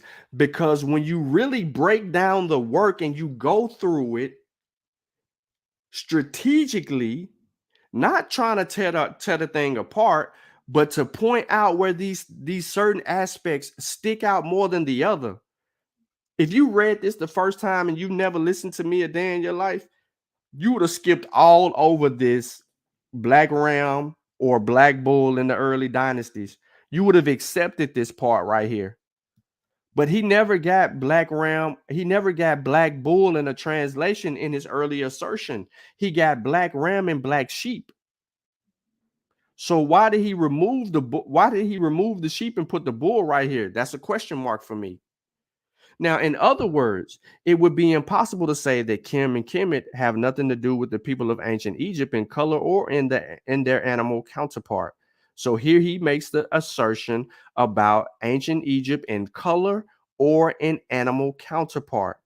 New and young linguist thinkers, look, such as Netaneb. So now we got Diop, Carruthers, Clark, Obanga, Neb, and the two Europeans, right? So we got about 8 people right here. He says new and young linguist thinkers such as Netaneb makes the argument in linguistic that Kim and Kemet mean black people directly, and has argued with this with linguistics. It is well settled that ancient Egyptian civilization was a continuous civilization of culture, ritual, rulership, ideas, in at least 3,000 years. The assertion and the assessment here is that ancient Kemet was a civilization that built itself on the concepts from its past. The civilization itself could be compared to a great mansion built on a strong foundation, and that was modernized when necessary to accommodate its inhabitants. This said, the arguments presented here are built around aspects of the civilization's foundation and show the connection to a black ram and a black sheep, not a black bull. So I don't know how you pulled people out of that. You pulled black ram and black sheep. Now let's move forward. Until syncretism and context examination is applied, this analysis asserts that Kim is the black king. Now Kim means the black king, and in his black animal form, and that Kemet is the sacred black people in the black animal. How, Sway? How? Where's the work done in the previous that gets us to this? This can't be it. These are referring to black ram. You have it highlighted here, bro. You have it highlighted. You go back, you have black ram, son of a black sheep. You have it here. How, Sway, did you come until syncretism and context examination is applied? This analysis asserts that Kim is the black king and in his black animal form, and that Kemet is the sacred black people in the black animal form. How? How did you come to that? At the minimum, the king and his people are represented as black bulls and cattle. What has to be ruled out is that they are not black people. Further, in this form, they are not simply black, but a sacred black. It is also safe to infer that in this form, they may be set apart from their neighbors, not in the terms of race, which is a recent social construction in the historical context, but in lineage. At any rate, Kemet's people are equivalent to Kemet's cattle in its various hieroglyphic variations, in which only the determinatives differ.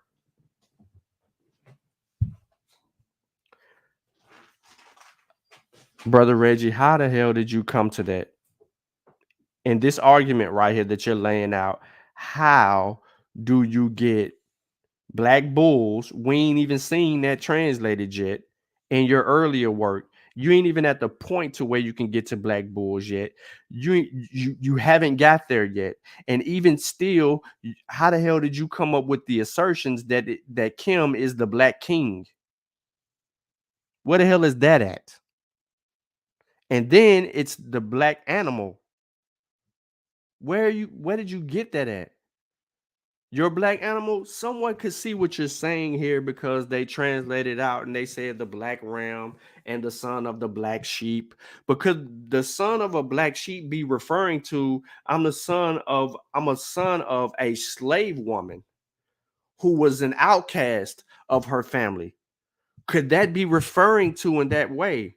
But see, what we don't want to do is go get the full text and read the full text out and grab the entire context of the text and still hammering that down to deal with your little work right here.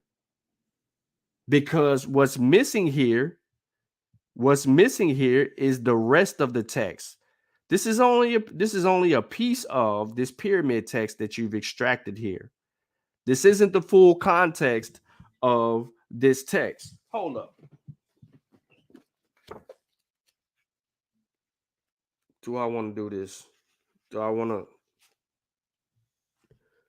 to do this?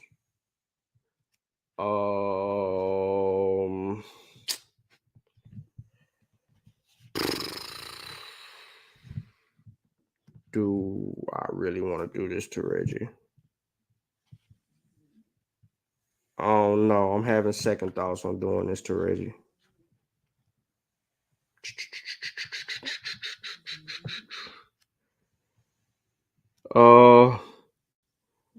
Okay, so I'm thinking about reading the entire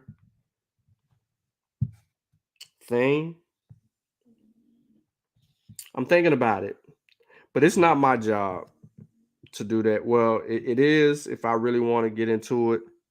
But I don't want to do that to Reggie. I'm gonna put it back.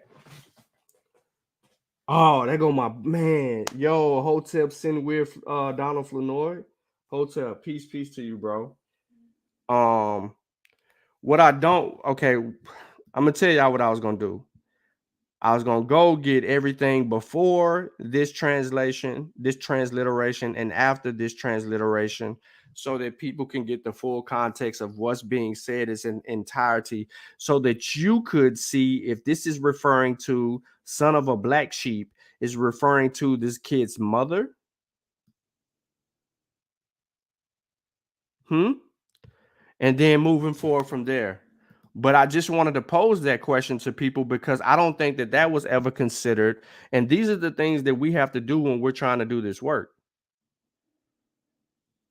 But Reggie doesn't make an argument for what he is arguing here, the black bull, the sacred cattle. He hasn't done that just yet. What he tried to do is lay out the black ram, son of the black sheep. He did. He laid that out. All right. So now he continues and says, an acceptable question would be in what text did the people of Kemet civilization say directly they were cattle to make the proposed relationship of cattle and people true? Here we go. The first case is in the Westcar Papyrus story of Dedi the magician. In this story, the text says the following, and then he gives the transliteration, ladies and gentlemen. All right. Said Jedi, but not a human being, O king, my lord, surely it is permitted to do such a thing to the noble cattle. Then he doesn't provide anymore. Let's see what he says. The second case in the various statements in the pyramid text and other religious books of Kemet civilization that show syncretism relationship between the people and their cult beliefs, such as the statements that the king is the black ram, son of the black sheep. You see how he goes back to say this? That the king is the black ram, son of the black sheep. Let's go back. This is saying here in this utterance, see, this Unis stands among you. 2 horns are on his head, like 2 wild bulls. For you are indeed the black ram, son of a black sheep, born of a bright sheep, suckled by 4 sheep mothers. Now,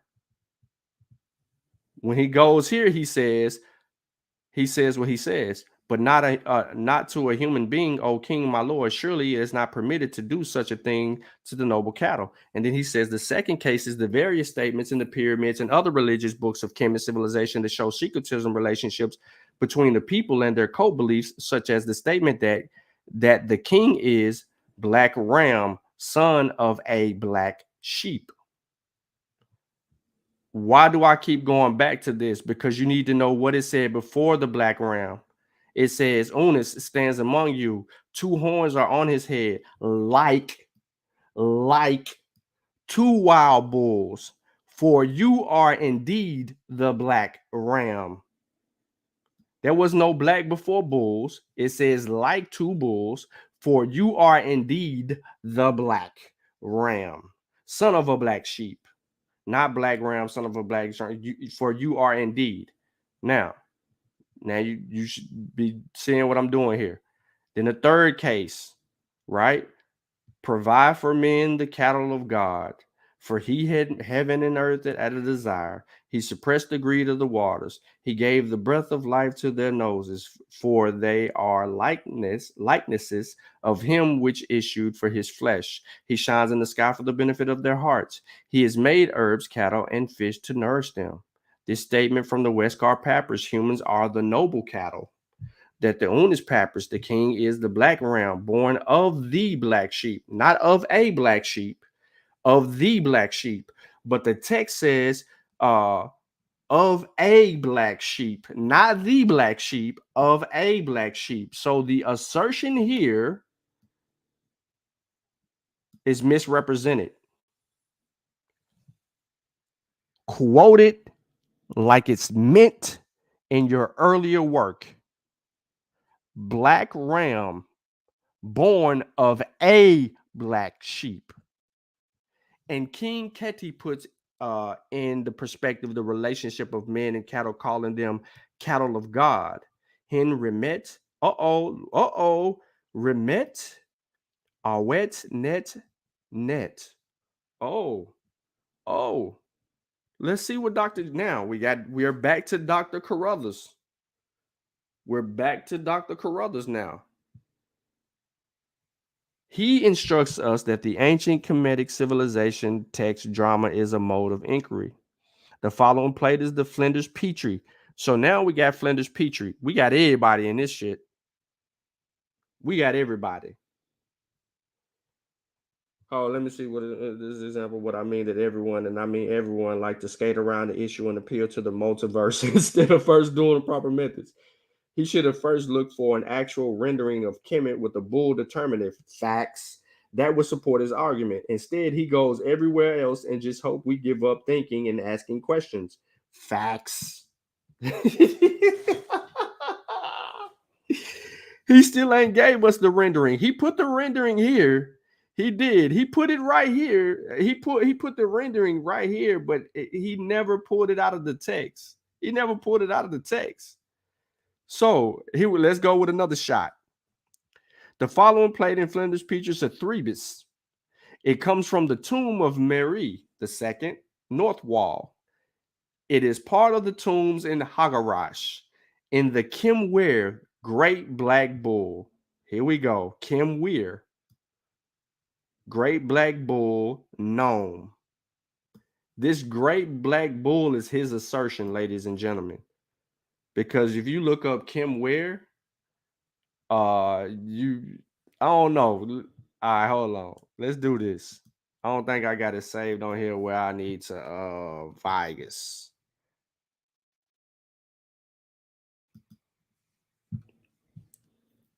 Gosh dang it, man. Command F. Kimware. Let's see if I can find it for y'all. There you go, a threbus. Look, Kimware, great. Hold up, my bad. Jeez, I forgot. I'm sorry. All right, page 816 of Vegas Dictionary. Kimware, a threbus. Kimware, Great Black. Question mark. Kimware, Bitter Lakes region. Kimware, the Black Osiris men. Kimware, a snake. Kemet, completion, conclusion goes on to be black, Egypt, so on and so forth. There you go with all these other assertions. And here's where the challenges are when deconstructing and going forward. But in his word, in his assertion, you have 1, 2, 3, 4, 5. I don't feel like pulling up the TLA, but 1, 2, 3, 4, 5. You have these assertions: Athrebis, great black. We don't know what the hell what they're talking about here. And Vigus makes that assertion. He doesn't know. All he comes up with is great black. Then he comes up with Bitter Lakes region, the black, a snake, right? These are the assertions here. And there's the glyph patterns for all of these. Here's the glyph patterns for all of these. So we know what we're looking for per se. Now, we go back to his article.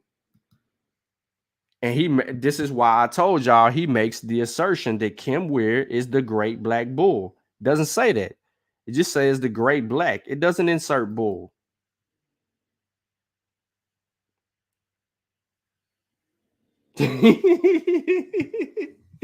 It doesn't insert bull. So I pulled up the dictionary to show you that we don't get a rendering for that. But he says in the next sentence, look, the text is rendered as day of victory of a bull of the black cattle. It doesn't say the great black bull. Now, in this tomb, in the drama that Dr. Carruthers instructed us, Dr. Carruthers instructed us to look for. Remember, now he's looking at Flinders Petreius's work, but he's looking at Flinders Petreius's work because Dr. Carruthers instructs us. So when I'm telling y'all that this is not Reggie's work, it's not Reggie's work. He's telling you whose work it is. This whole rendering here is Flinders Petrie's rendering, but it's instructed to us via Dr. Jacob Carruthers. This is not Reggie. This is Dr. Jacob Carruthers using Flinders Petrie's assertion. So that means no original work was done. To go behind Flinders Petries and actually correct or clean up any transliteration and translation of this particular area, it wasn't done. So Reggie, another methodological flaw right here. In this tomb is the drama that Dr. Carruthers instructed us to look for. The tomb drawing was rendered in the first intermediate period where ancient Kemet was in disarray, after a long reign from the Nusid Bidi Pepi II and plagued by famine. It could be described as a period of strong bulls. Y'all see that? It could be described as a period of strong bulls looking to inherit the leadership. In this context, was the render text about cattle, or was this about bulls charging each other for rulership? A question that he asserts.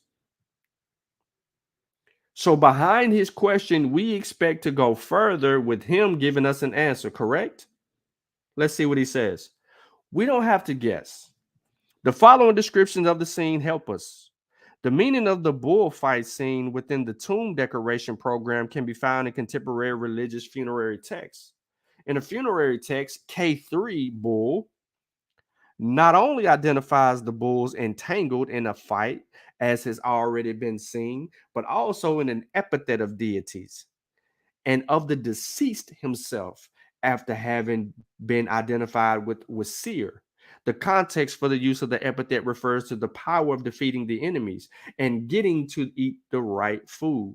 The 5 rations of the temple of Heliopolis to procreate and thus becoming the foremost of those in the netherworld. Now, in the Black American tradition of Christianity, slaps forehead, thousands of sermons would be equated this with people in their conditions looking for a leader. If we can look for syncretism, we see that this strong bull comes from a sacred people. In this context, sacred people are represented by sacred black cattle, Kemet. Again, biblical tradition has its people looking for saviors. Hopefully, one can see the drama to help understand. Why would the ancient people of Kemet be merely talking about cattle when they are in a fight for their lives? Here lies the other problem with Reggie's work. Where did he get sacred black cattle from in any text? He doesn't provide that here. He makes assertion after assertion, and then he uses Christianity to put the blind over your eyes once again and snake you out. So now we're snaked out all the way. If you didn't know anybody who knew Metal Nature and all you had to do was read this particular text, you're at this point believing, because you're not going to ask those critical questions and you don't know what type of methodology is being disseminated here. But let's move forward with Brother Reggie's work because we're getting somewhere. Aziz, there's no work to claim anything. So I don't know how he assert these things and he didn't do any work. Now, the problem of Km.t. So now we're off of one word and we're going over to another word. And watch who he inserts here. The meaning of the grapheme and its transliteration has been a problem for those arguing relationship in ancient Egypt. My assessment is that if the concept has viewed the syncretism and in context of where it's used, there would be no argument. Km.t. would resolve itself in the sacred black cattle at minimum and to sacred black people of ancient Egypt. Bro, here is the key discussion and the argument of whose argument is he using? Dr. Sheikh Antijop, Mr. Abdullah, and Dr. Sanaran at the UNESCO Symposium. So these are not your assertions. This is not your work. These are the assertions of 3 other people arguing at the UNESCO Symposium. This is why y'all had a video being a post coming up telling you to go check out this video that had the UNESCO Volume 2 by Brother Neb today, because the reference back to the symposium. Now, let's appeal to more authority. A grammatical and semantic debate took place between Professor Diop and the radical, which he reads Kemet, derives from Kim, black, and considers to be a collective noun, meaning blacks, i.e. Negroes. And Professor Abdullah, who adopts the accepted reading of Km.t. in translations with Egyptians, the plural of Km.t, Egyptian. How sway? The Nesby, informed from Kemet, black land, i.e. Egypt. The later reading and translation were affirmed by who? Professor Sanaran. The Nisbi, now we're dealing with Nisbi. The Nisbi adjective issue is resolved if Km.t. is related to black cattle, and this is sacred animal. This is the sacred animal form of the people. When other texts are analyzed, and syncretism is automatically accepted. This is illustrated in the following coffin text. We've moved from the pyramid text to the coffin text, dealing with a Nisbi of sacred cattle belonging to Het Heru, Het or Hathor. Here is the world of Middle Kingdom, Egypt. We've moved time periods. Now we have the chapter scribe translating the coffin text 710. As you can see, a screenshot here of the coffin text emerges on the page. You have the transliterations here, translations over here, talking about Hathor all the way. I don't want to read them. He says here, Tintiu are both people and in their animal form as sacred cattle. So look, I have to do this. He's talking about line 1 right here. Het here, here, and here. He's right here. Last word. Tintiu. It says, O Hathor, under her sycamores.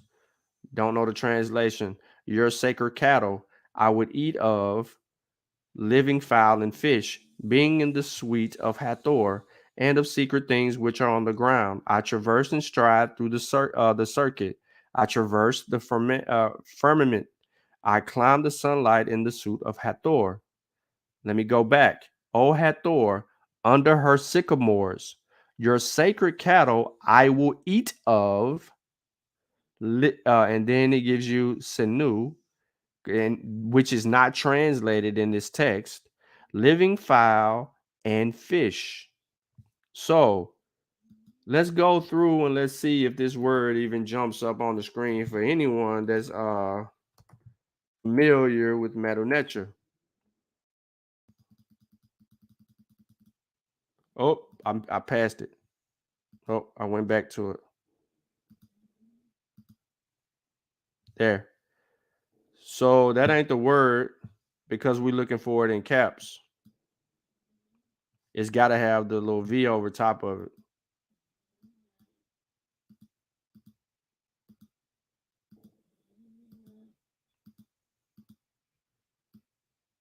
So let's go back to his text and let's see if there's a word before that. It's an N or something, but we're trying to find his word. This mug in here too many times. Oh, I think I passed it. All right. Here's the word right here by itself, legal or disquisition. There may be some other rendering somewhere, but this dictionary is usually on point with its order. And because of the typo or issues on the text, for me, based on what he has right here, we can't get a full rendering of what this word would mean in its context. So therefore, they don't render a word here. So I may be familiar with it because it might be in another text that actually will help us. But either way, it says, O Hathor under her sycamores, your sacred cattle I will eat of, right? And then living fowl and fish. So some getting eaten. Let's see what Brother Reggie says. My bad. Let me get back full on the screen. All right. He says he deals with the first word, and he says because it says sacred cattle. Now, in his form, he says here, Tentiu are both people and in their animal form as sacred cattle, right? But here it's telling you, O Hathor, under her sycamores, something, your sacred cattle, I will eat of. So we doing human sacrifice? Because they talking about eating the sacred cattle. They talking about eating the sacred cattle, eating fowl, eating fish. This like so we gonna sacrifice based on Reggie's translation or interpretation or insertion that Tentiu are both people and in their animal form as sacred cattle. He doesn't provide how he comes to that. He just asserts. If we look at the context of Km.t, now look, he takes Tentiu and now he inserts Km.t. We will instantly see that they are the sacred black cattle of Apis and represented as human animal forms, returning to Km.t and looking at it in its most authoritative context, the pyramid text. Back to the pyramid text. We were at the coffin text, now we're back to the pyramid text. The line was written from well-noted Egyptologist Kurt Seth, not Reggie, but now we're referring to an Egyptologist by the name of Kurt Seth. And here we have, you will stand before the inhabitants of Egypt like Apis. What the hell does that have to do with the Km.t or the Tentiu? And how are you making all of these assertions that this is referring to a people or a sacred people, and you haven't did the work to even give us that? So let's go further, he argues. In context and keeping syncretism in mind, the Km.t is in front of the black bull, Hep or Apis. What Km.t relates to can be contrasted to Tentiu. So it ain't Km.t, it's Tentiu. Tentiu means those of the sacred cattle in contrast to Hathor. So Km.t can be seen as those of the sacred black cattle in relationship to Apis. Really? How did you come to that conclusion? Though the translator put inhabitants of Egypt. See, he has an issue with what the translator says. So he inserts his argument into it. Reggie, that ain't fair, Reggie. You just can't rule. You just can't tell us, right? This dude says what he says. He says inhabitants, and you're going to insert something else. You just gonna make it say. You just gonna make it say the black bull, huh? You gonna make this say the black bull, bruh. With no bull in sight, no bull determinative, none of that. You gonna make it say black bull, ain't you? You that cold-blooded. You that cold-blooded that you don't need to do none of the work. You just gonna, man, I'm gonna make this mug say black bull. You must have been tired in the library this night when you did this. Though the translator put inhabitants of Egypt, and it has the Nuit glyph, or the what glyph, Reggie? The Nuit glyph. What glyph, Reggie? The Nuit glyph. What glyph is that, ladies and gentlemen? The 049 glyph. What did Sean say in the conversation that Reggie didn't do? Hold on. Come on now. Hold on, my peoples.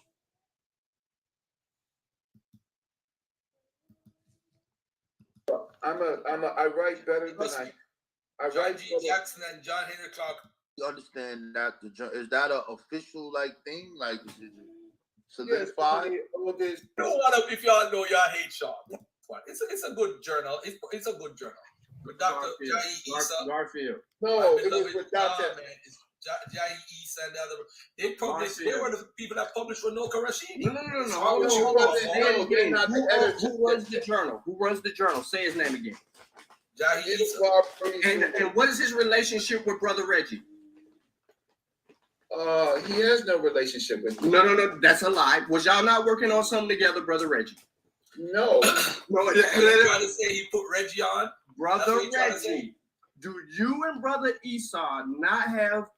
Yes. Did you and Brother Esau not have? I hate Sean, yo. Yeah, come on, because you know I know all of this. You don't want to, if y'all know y'all hate Sean. No, it's not. I never met. There's a conflict of interest here, Reggie. Be honest. This is not an independent scholar that is actually reviewing the work here. This is no one that's independent. This submission was purely, that's my guy, Reggie. Absolutely not. The fact of the matter is, wait. So here's the thing. So Sean, you can build up an argument, of things that you think you know. Professor Itabari, he had passed away. Dr. Issa and Dr. Salim Faraji, both them, they weren't working on the journal at this time. They had nothing to do with this journal publication at all. Reggie, you do know that one thing I do like about you, you remind me of John G. Jackson and John Henry Clark. You know what was great about those two men? They were excellent writers. I'm not talking about their information. They were You are an excellent writer. That's what you are. I write better than I John G. Jackson and John Henry Clark are you. Trust me. If it wasn't for y'all three, I'm telling you, you're in that lineage of writers.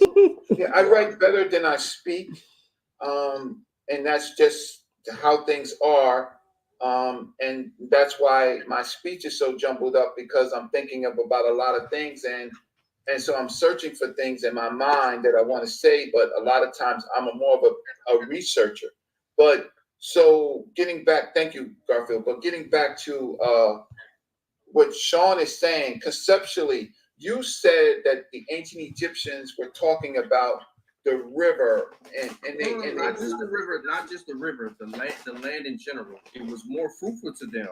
It was more fruitful to them than the sacred cow or the black bull. You asserted it even in your page, even in your argument, in your presentation at ASCAC, and also because you didn't get through all of it, but you didn't. So that's what made it important for me to get what I got, because I needed to hear your full argument, assess it 3 or 4 times, and then get into, all right, now let me put this through scrutiny. And you know what I'm saying? You use people like Netanyahu, you use people like Cambone, where you reference Cambone here, Clyde Winters. You use a whole bunch of blackologists to actually make your argument. That's what Cambone is, a blackologist? No. Yeah. No. You didn't use Cambone to the degree. You basically said a number of scholars criticized this, including Dr. Cambone and Netanyahu. You made reference to, because you said Asar Imhotep and cohorts believe that the N23 and the N32 glyph makes Kemet mean land only. That's what you asserted in your argument, but you didn't quite hear them out in their argument, because I read this book. Yeah, but you wrote this before you read the book. And if you read the book, then you would go back and you would change what is published on the journal on the website. Because the argument is specifically when they get into the what you call the X-Man or the 049, you don't really challenge the 049 the way to even come to a proper conclusion. Nor do you make a stronger argument for your black bull assertion. I make the strongest argument. No. So what did I say about the black bull? So I just like for people to hear the way that I be saying certain things and how it correlates to where we are. The 049 glyph, ladies and gentlemen. This is the infamous 049 glyph.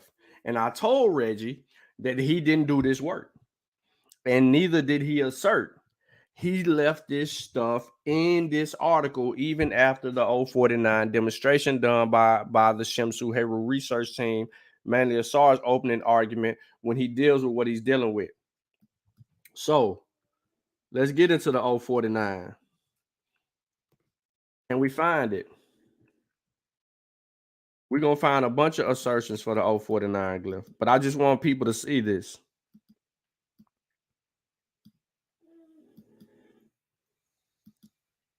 I want y'all to see this for yourselves.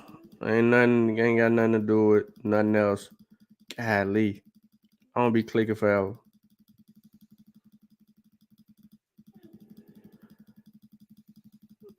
I'm about ready to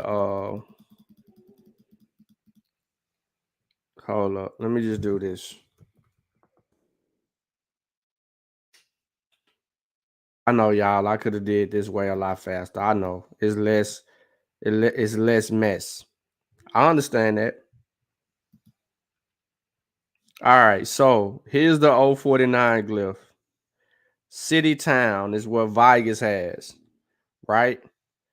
Now, this is where it gets fun, because if you go look at the recommendations for this journal, they say original research. They say, let me zoom in. I don't know if it's helped y'all out or not, but what do they say? To present original research methods, theories, add to a body of research, announce research findings, guide future research, explore theories, distribute new knowledge, present new ideas, invite discussions. Reggie doesn't present a new idea. He doesn't invite discussion or introduce research reviews, nor is his work original at all. His work isn't original at all.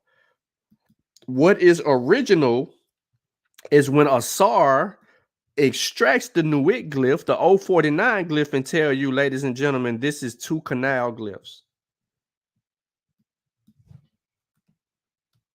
So I'm going to type in canal because I just want to be an asshole.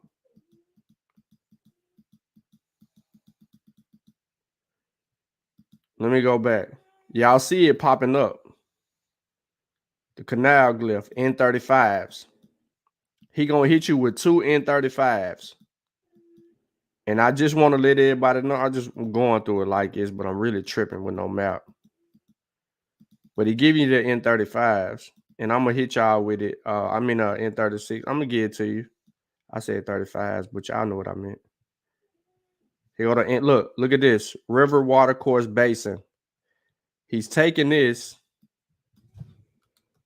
I said N35s, boy. I'm tripping.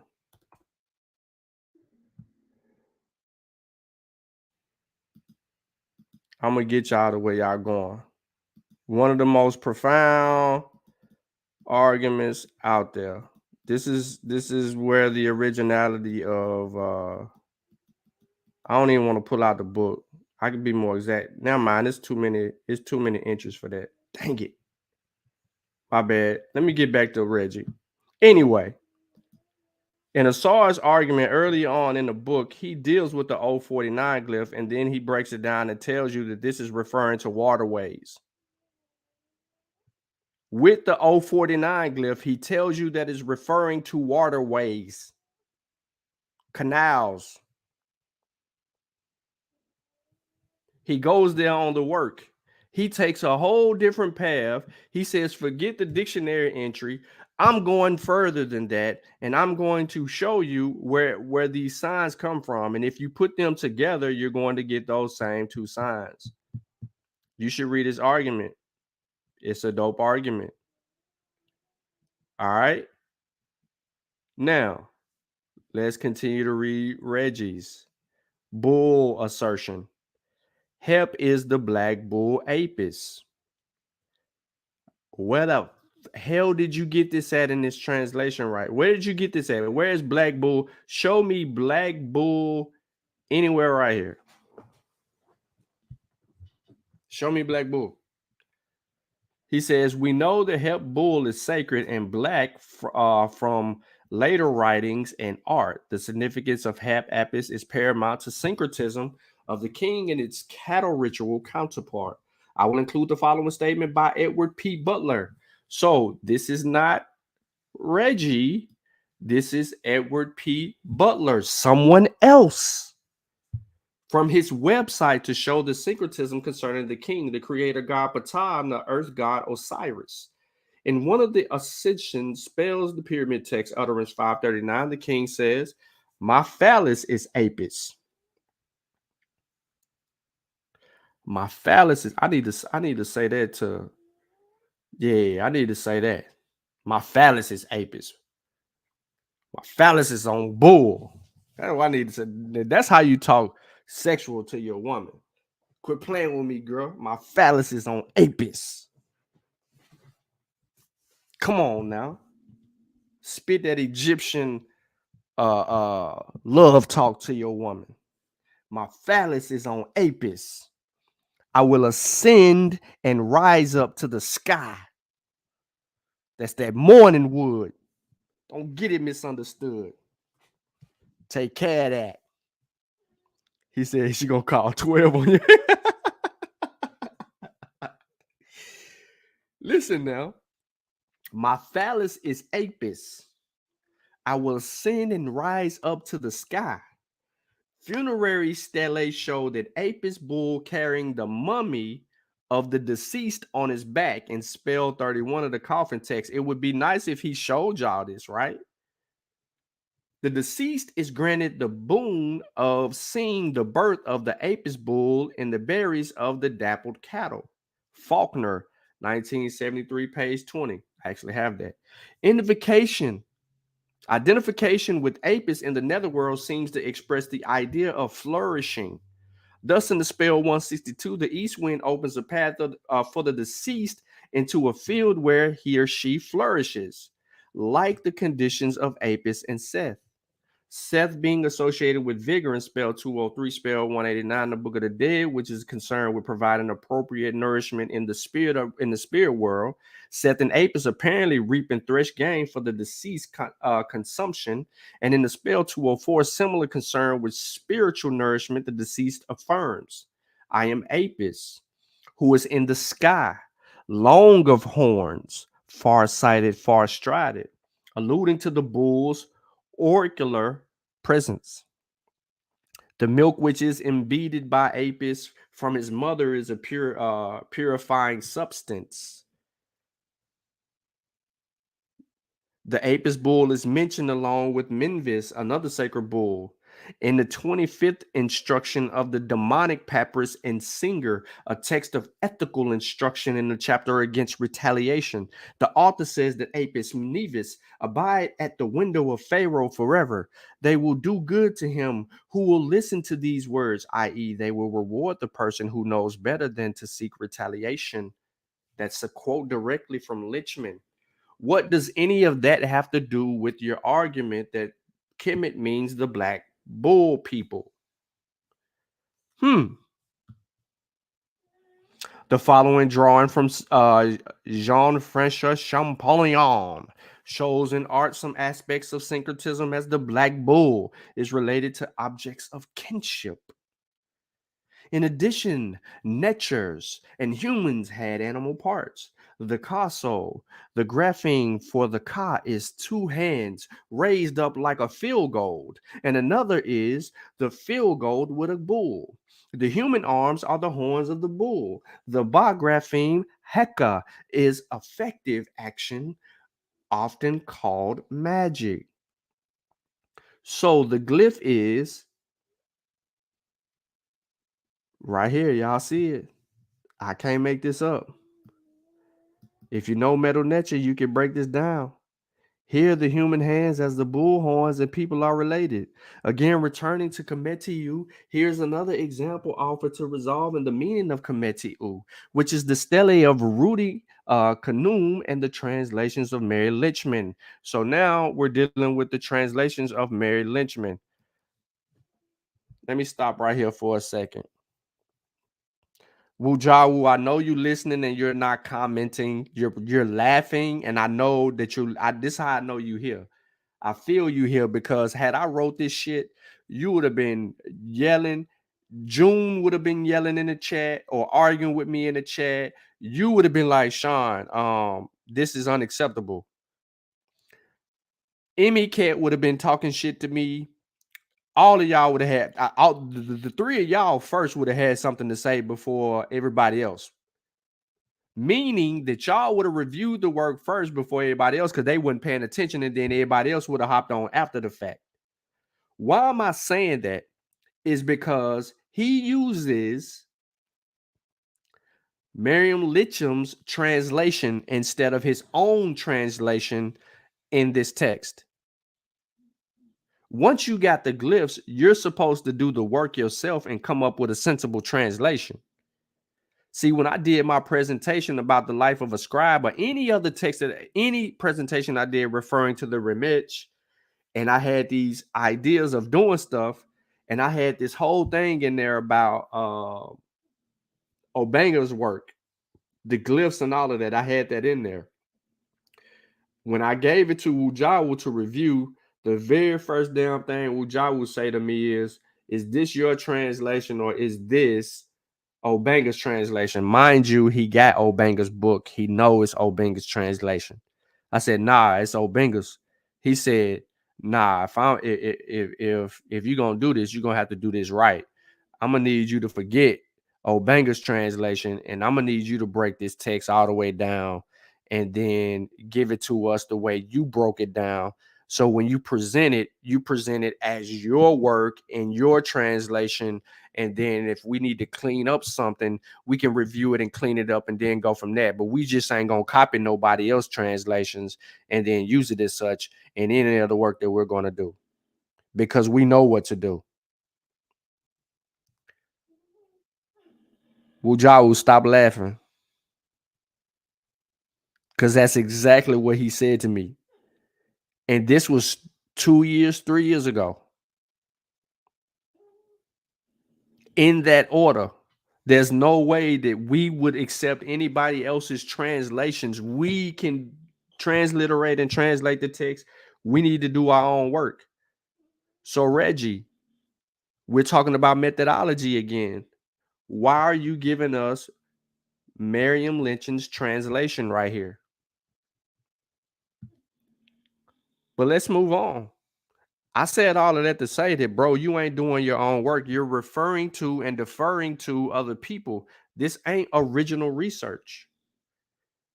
In this dissertation entitled Topic Focus Articulation and Biographical Inscription in Letters of the Middle Kingdom, Dr. Renata Landgrova, she renders this as, now, we went from Licham to Landgrova.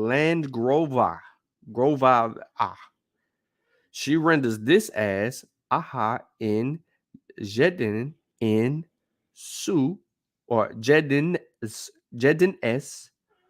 Wejim in Jawanet. I'm not going to read all of that to y'all because y'all know I'm messing that all the way up. Waat Weet in Km.t so wedget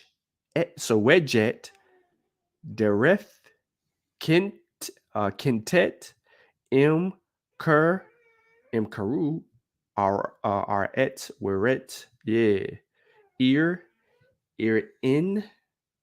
So anyways, all of that to say this shit. Then she placed me in Dendera, foremost inside the great royal palace. I spent a long time there, a long period of years.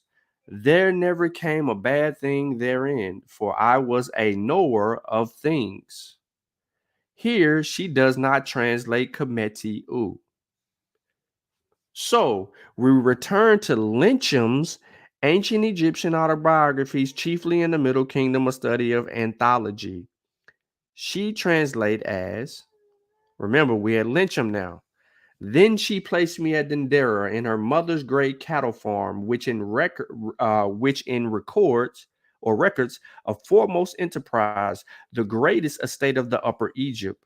I have spent a long time there, a span of many years, without there being a fault of mine, for my competence was great.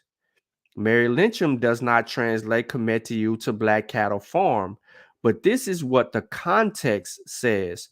So you got two different people's translations, and you telling me that because they didn't translate Km.t to mean what you wanted it to mean, you don't really accept them. You're just trying to provide a pattern here.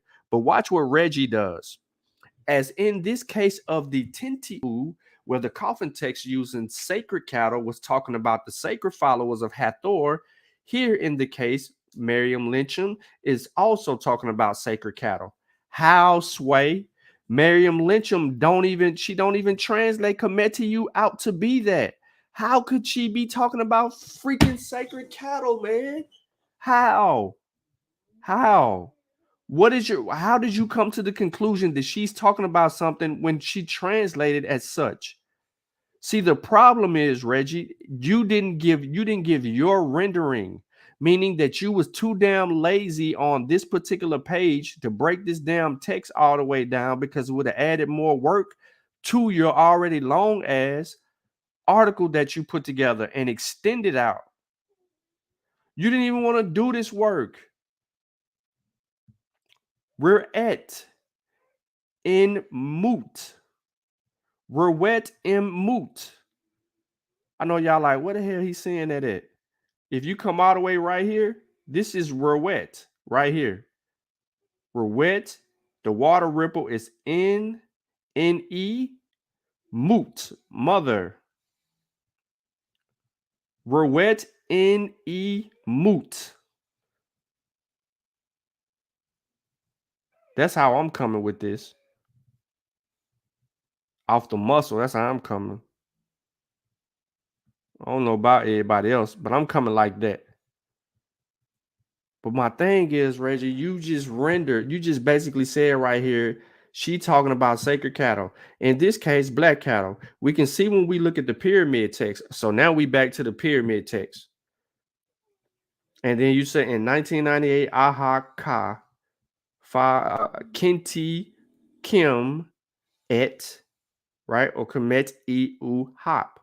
We can see that the Km.t can only mean those sacred bull cattle and the sacred black Sacred black cattle are actually people who are followers of the black bull Apis.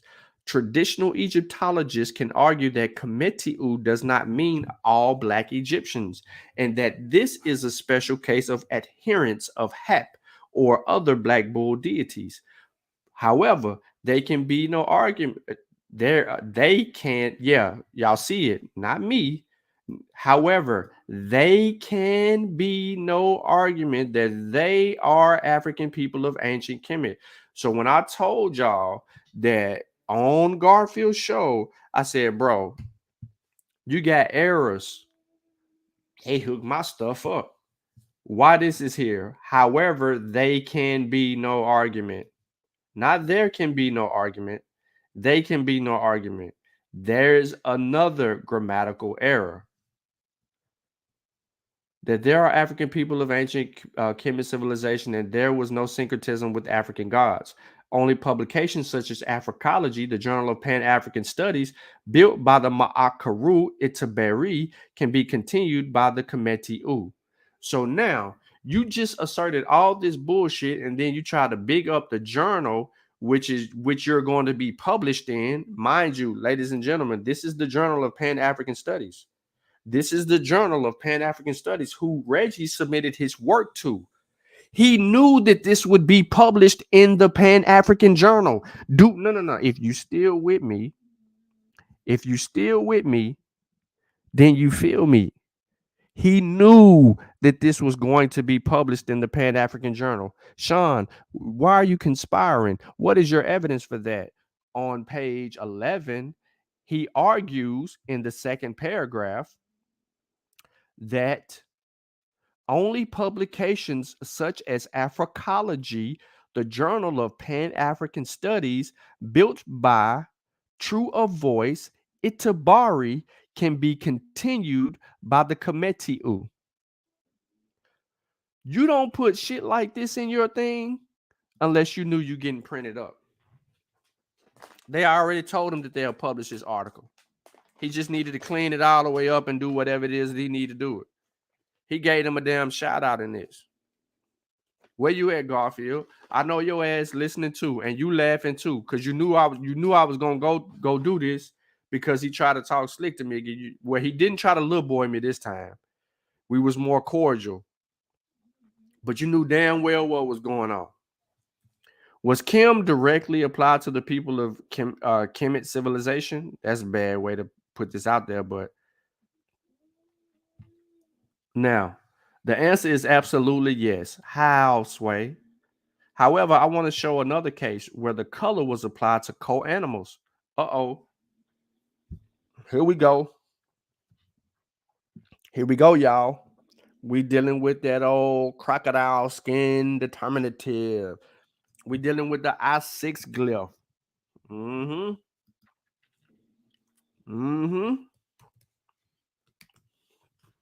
Yeah. Man, look at these entries for the I6. Let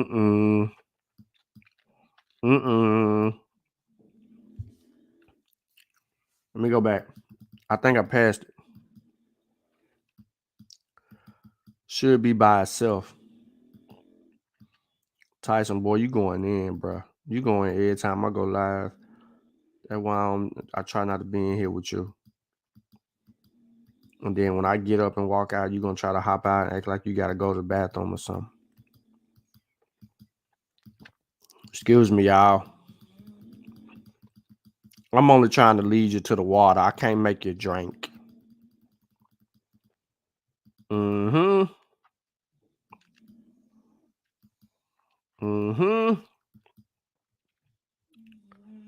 Oh, my bad. Dang.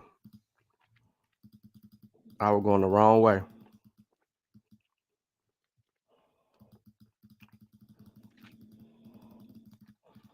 I know I ain't passed the I6 glyph by itself.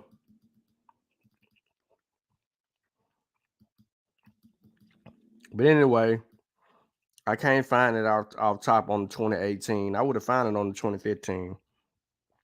But with all these other glyphs, It means inhabitants of Erebus, Cam Black, with other glyphs, to be blind, to be dark, shield.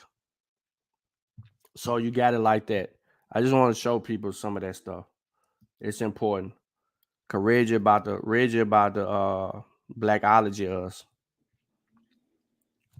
Reggie about to make it up. Watch this.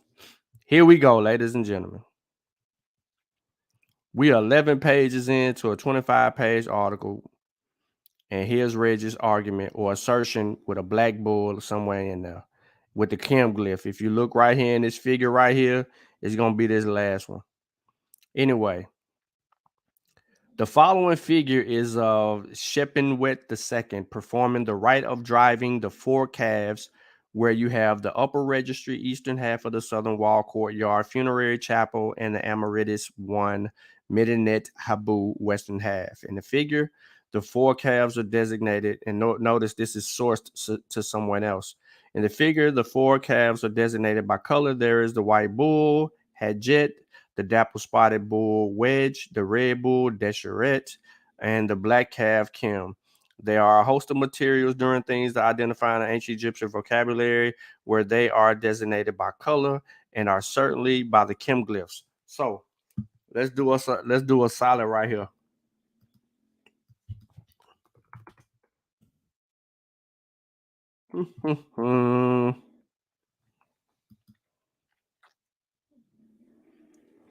So Kahej, damn, my bad. Kahej, white bull, but that ain't what you get in that translation that we just saw. So I want to throw that out there. Here's another one, black at the front and the rear. That ain't the translation that you're looking for. White bull with red underbelly. That ain't the translation that you're looking for.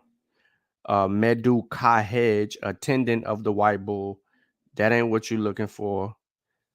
Pure white bull, hedge. That ain't what you're looking for. Ab, a black and white bull. That ain't what you're looking for. So, where Reggie makes that assertion of one being one thing, the other, and so forth, he has to show us how they come to that realization instead of leaving us in the dark regarding those things. Not dismissing him, I'm just saying there's no work done to show us these people. Now, a quick search of the Egyptian dictionary can confirm this argument, and the argument that Kim does not designate a color is useless. Thus, cows are identified by color, so an argument that they are not becomes futile.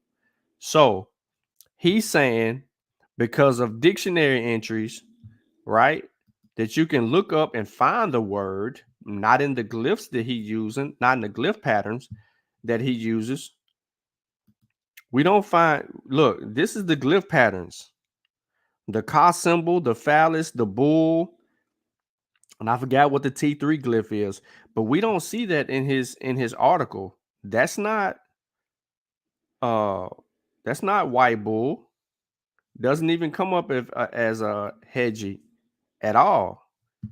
What comes up as hedgy is something totally different. He tried to slick us right here. He pulls this and put an I at the end pretty much. And that's talking pure white bull. Let's go look at red bull.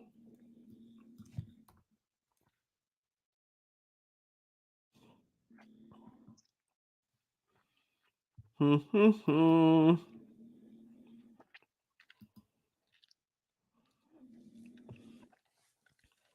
you go. Red bull right here. But we're looking for red bull with the cow determinative. You don't get it. You don't get it. And this ain't even telling you red bull. The only red bull assertion you get is right here. Lowercase w, capital A, capital D. Wad. When you look up red bull, ain't no bull determinative there.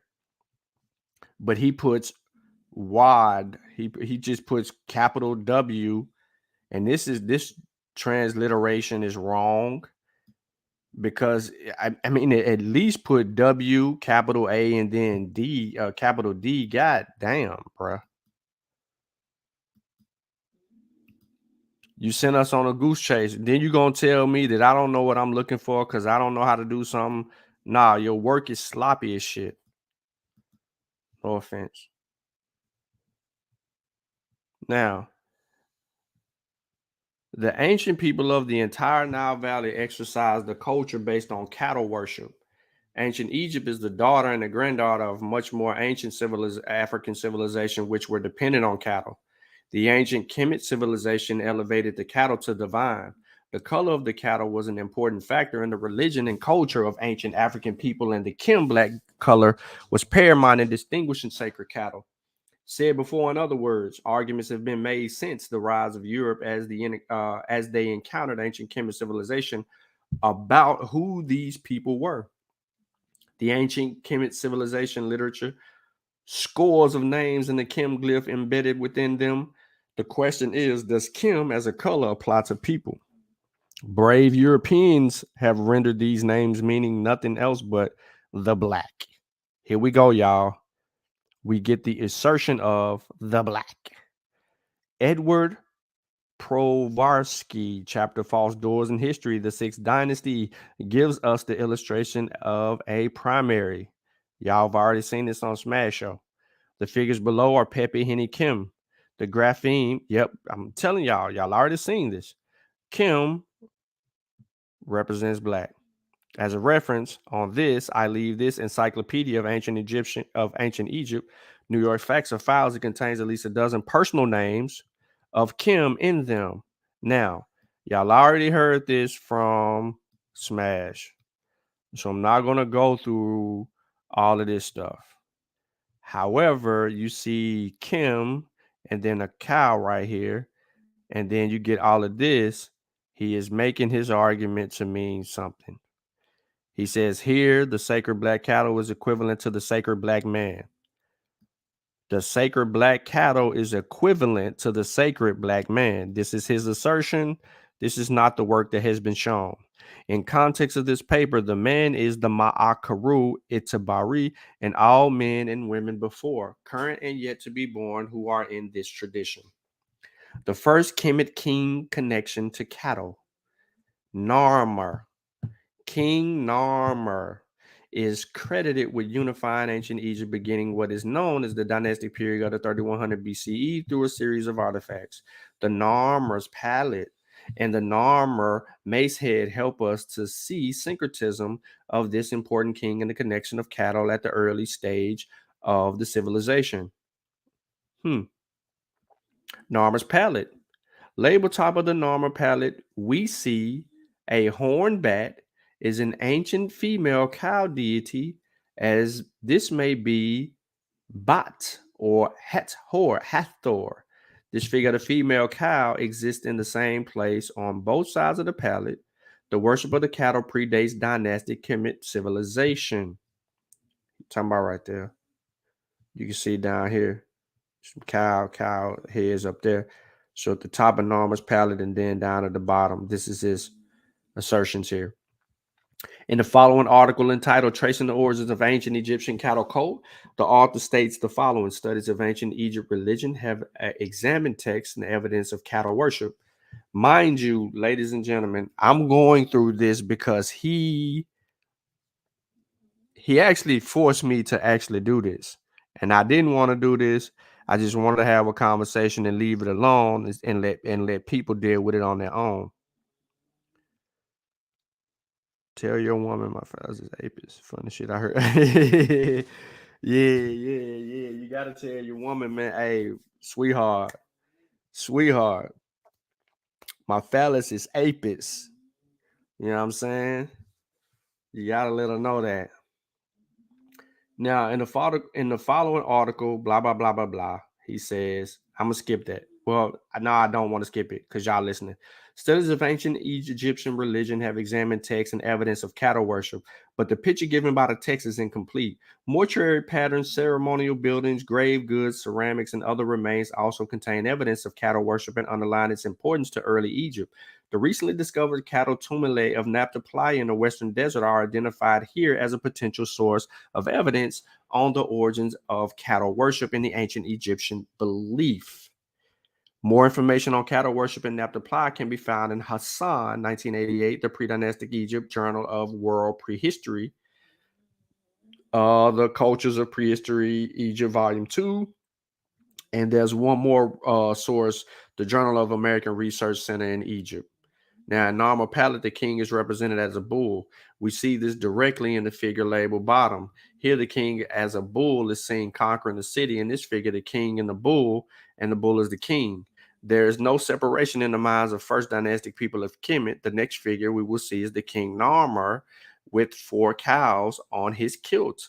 This cements that the king himself is connected to a cattle culture.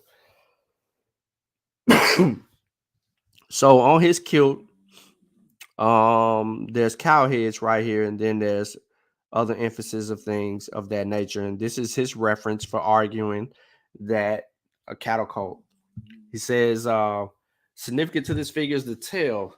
Scholar Marc LeBlanc is an important article entitled, now he's referring to Marc LeBlanc, the bull's tail as the zoomorphic symbol of the royal power at the said festival. And then he tells us what the article says in the following. Although there are several possible correct interpretations of the word said in the term heb said, according to the one convincing explanation, the word said is etymologically linked to an Egyptian word meaning tail. He get this from the water buck because he used the TLA. And then the tail-shaped determinative, the Gardner code F33, that appears in the standard orthographic writing of the said tail is very similar to the narrow triangle-shaped determinative for the word said in the term of heb said. If this etymological interpretation of said is correct, it seems likely the word said in term of heb said probably refers to a... Here we go. Here we go. This word... Let me zoom in. This word is detrimental. Probably refers to a ceremonial animal tail that is attached to the back of the Egyptian rulers' waist during the performance of several notable rituals at the celebration of the said festival. In representation of the said festival, from the proto-dynastic periods onwards, the Egyptians to sacred shrines, the raising of the jade pillars, and the king representations of offerings to deities. Now, first attested with certainty as a component of royal garb in the depiction of the said festival on the scorpion mace head. The ceremonial tail that often hangs from the back of the king's waist is important in ritual scenes and is most likely a wild bull's tail. During the proto-dynastic period, the early dynastic period, the bull's tail most often appears as a component of Egyptian rulers' outfit during the performance of vigorous ritual activities such as the groundbreaking ritual, the hippopotamus hunt, and the Conexfloor and its variant of the royal falling run. Now, the royal smithing ritual, the royal inspection of defeated enemy combatant ruler, often wears a ceremonial tail while performing ritual requiring a heightened level of the physical exertions. For example, during the temple foundation rites, the Konslav, the king's visit of the battlefield, and the ritual shootings of arrows. In the context of all these early Egyptians, the royal scenes The ceremonial bull's tail symbolically imbues the Egyptian ruler with the potency and the strength of an aggressive wild bull. In several early Egyptian royal scenes, the Egyptian ruler completely transforms into a bull while performing physically strenuous rituals such as the trampling of the enemies and the Kongslav. I had to switch my voice off of that. The author's comments are extreme because that wasn't him. That was a whole source. The author's comments are extremely useful in that it gives a description of the artifacts and context of the ritual mind of the king of Kemet in relation to the co-animals. This helps us with supporting the syncretism in the already mentioned text of a later king, Unas, when he says that he is the black ram, born of the black sheep. Here again, he misquotes the quote. Born of a black sheep. Now here we go with the damn pottery from the 4th century dynastic period of King Narmer when he unifies the North and the South. In this shit, Reggie's about to argue some more stupid ass shit because he can't make sense of none of the shit Reggie's talking about. Yeah, this shit's supposed to be a scholarly journal where the shit's published. And he ain't even did no goddamn work to publish this shit. And here it is. He asserts every goddamn body but his damn self. When he does make his assertions, he says that the people who transliterated and translated the goddamn text was wrong. He says that Mary Litcham, she translate Km.t as inhabitants or some other shit. And then he says she was wrong and the other person was wrong in their translations. And therefore, they omitted saying the black bull, the fucking sacred black bull. How the fuck did you get sacred black bull out of that shit? I don't know. He ain't demonstrated it yet. There's no linguistic work done in this damn article so far, and we read 15 fucking pages of this shit. And here we go. I'm putting y'all ass to sleep. The next figure to examine in the mace head of King Narmer. As all artifacts of the first dynasty, ritual is in the forefront. In the center of the actual mace, in the right column, there's a bull and a cow, or a cow and a calf in a circle. This is very important in that it supports syncretism. The other images in the second column also support syncretism, as we see the king performing activities in the said festival, such as performing the bull run. The next artifact to mention is the bull palette. The bull palette is important and it predates the first dynasty's King Narmer to show that the syncretism of the bull and the king will affect the earlier in the annals of Kemet civilization. The pre-dynastic period shows the first birthplace of the concepts of the bull palette is an excellent example, and we can see this clearly in the figure below. Here, the king again is represented by a bull on top of each pallet, trampling his enemy. The reverse side of has also to a series of other animals presented on standards. These standards show other cult confederations. In this case, there are hippopotamus, men, thunderbolt, ibis, and hawk, falcon, sea, bottom section, the syncretism of ancient king of herdsmen. This is from a source, Reggie. This is from a source. This is copied from a source that you got from somewhere, and you forgot to give your indentions and references to this image and the source that you use to get this from, because this is not your assertion, sir. You don't believe me. If you don't believe, who don't believe me out there? Who don't believe me out there? I ain't gonna treat you like no pseudo Reggie. That I ain't gonna do at all. But look at this. That's gonna refer to your stuff. That's gonna refer to your stuff. A study of the Ba and the concepts of the pre-dynastic period. King for the bull relief and the weather god. Let me give you a shot over here. Maintaining chaos early dynastic periods. Command F. Delete. Paste all this shit. I knew it won't find all of it. The bull palette is important. Let's see if this give me what I need. Golly, Tyson, shut the hell up, bro. I might need to put you outside. King Sun God Ra. Well, I don't know. I feel like doing this live, but I guarantee you that our dear brother got this from somewhere under the rainbow, wherever they showed this at. Palette of King Normal.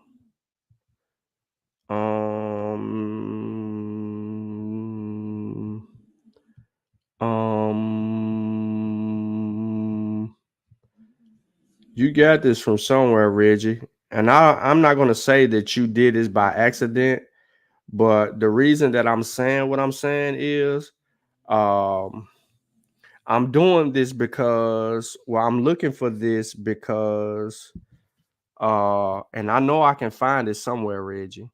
You did something wrong here with that image. You didn't give the proper citation for that assertion that you put right here. This is not your work. This is somebody else's work. And the reason that I know it's somebody else's work, look at the spaces here between effect and earlier. This was copied and pasted. This was copied and pasted. All of this right here, this is copied and pasted. If you don't believe me, let me pull up a book real quick and let me show y'all an example of what I'm talking about. Now, ladies and gentlemen, and the juror, as you can see, I am about to try to sink in. Look at the bottom of this paragraph. If I copy this paragraph and try to paste it somewhere, watch this. I'm going to copy it. I'm going to copy this paragraph. I'm going to minimize this. I'm going to put it down here. Watch this. I'm going to pull up my pages. When my pages pull up, I'm going to show y'all something. I'm going to go to notes. I'm going to pull up my notes. I'm going to go down here and I'm going to just paste this right here. Now, if you look at this, when I pull this up here, you got gaps. You don't believe me still? Okay, that's fine. You don't have to believe me. But look at the gap from these to the period. It's copied and pasted. This is double spaced. This is double spaced. This is double spaced. I'm not trying, okay, first of all, I'm not trying to be petty. What I'm trying to show you is that he copied this from somewhere. More than likely, whatever source 58 is what I guess this is going to refer to right here. So if this is your source for all of this, or is this your source for this? So remember source 58, because when we get to the back of his shit, I'm pulling up source 58. Let me write that down. Source 58. Source 58, question mark. All right. Now, if source 58 says all of this, then he actually put this indentation in the incorrect place. It should have been, this 58 should have been right here. Moving on. Not only was the Egyptian king the bull, he was also the herdsman. The following quote from the Intellectual Adventure of Ancient Man helps us with the understanding. This is perhaps the most fitting picture of the god Egyptian ruler. That he was the herdsman for his people. The functions of the state were the control, drive, discipline, and defend. They were also the chairs to nurture, shelter, and enlarge population. The gods in control of the Egyptian people was the herdsman who kept them in green pastures, fought to secure fresh pastures for them, drove off the ferocious beasts who attacked them, belabored the cattle who strayed out of fine, and helped along the weaklings. He made me the herdsman of this land. For he discerned that I would keep it. In order for him, he entrusted to me that which he protected. In a time of distress, men look toward the ideal king of the future. He is the herdsman of everyone, without evil in his heart. His herd may be cut down in numbers, but he will spend the daring care for them. Elsewhere the king is called the goodly herdsman, watchful for all mankind, from whom Maker has placed under his supervision. The sun god appointed him to the herdsman of the land, to keep alive the people and the folk. He's quoting someone else, not sleeping by the night as well as the day, and seeking out the beneficial act and looking at possibility of usefulness. The antiquity of this concept of the king is visible in the fact that a shepherd's crook is one of the earliest insignias of the pharaoh, and is the origin of one of the words meaning to rule. Cattle tax and the king. Look, we ain't got much longer to go, right? Ain't no capping. We ain't got much longer to go. Because Reggie's conclusion is, let me put this on the screen. Reggie's conclusion is summed up right here. All of this right here is Reggie's conclusion. So based on all of that, there's some questions in here that Reggie doesn't answer that he asserted earlier on in his argument. But this is another argument for another day. The rest of this shit is Reggie's sources. Now, I ain't trying to spend all motherfucking night on this shit. But Reggie's source is this right here. It's a JPEG, which would mean an image.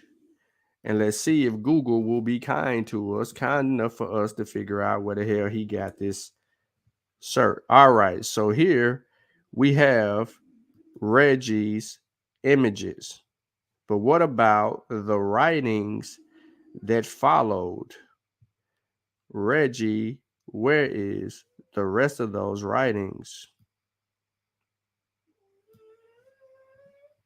Tyson, you getting on my nerves, bruh. All the way. So we got to figure out where Reggie got 58 from. On page, was it 15, 16? Yeah, 15. We got to figure out where all this come from right here, because this is copy and paste. Now, he gets into the cattle tax. He says all of these things.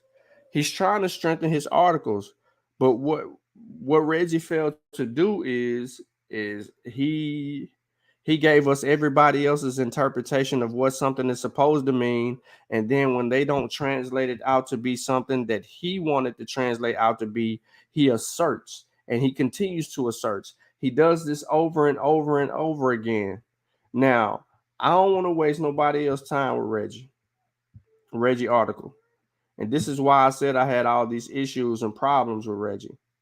But let's continue, and then I'm gonna kind of wrap this up for y'all, man, because I done drug a lot of y'all out. Argument. Basically the same thing you said in your presentation. What I said. What did I say? I said, right. What did I say? I tell the people, why don't you tell the people and I'll tell the people. I know. No. You can assert it. Okay, so your using collective is equivalent to Kemet people collective is equivalent to Kemet cattle collective. What tool did you use to come to that conclusion? Oh, just grammar and vocabulary words. No. Okay, no. What was your methodology to get you to come to the conclusion that your overall argument was that? What tools did you use? My paper is Syncretism, a means and method of understanding Kim and Km.t. My methodology was just to look at grammar words, which happen to be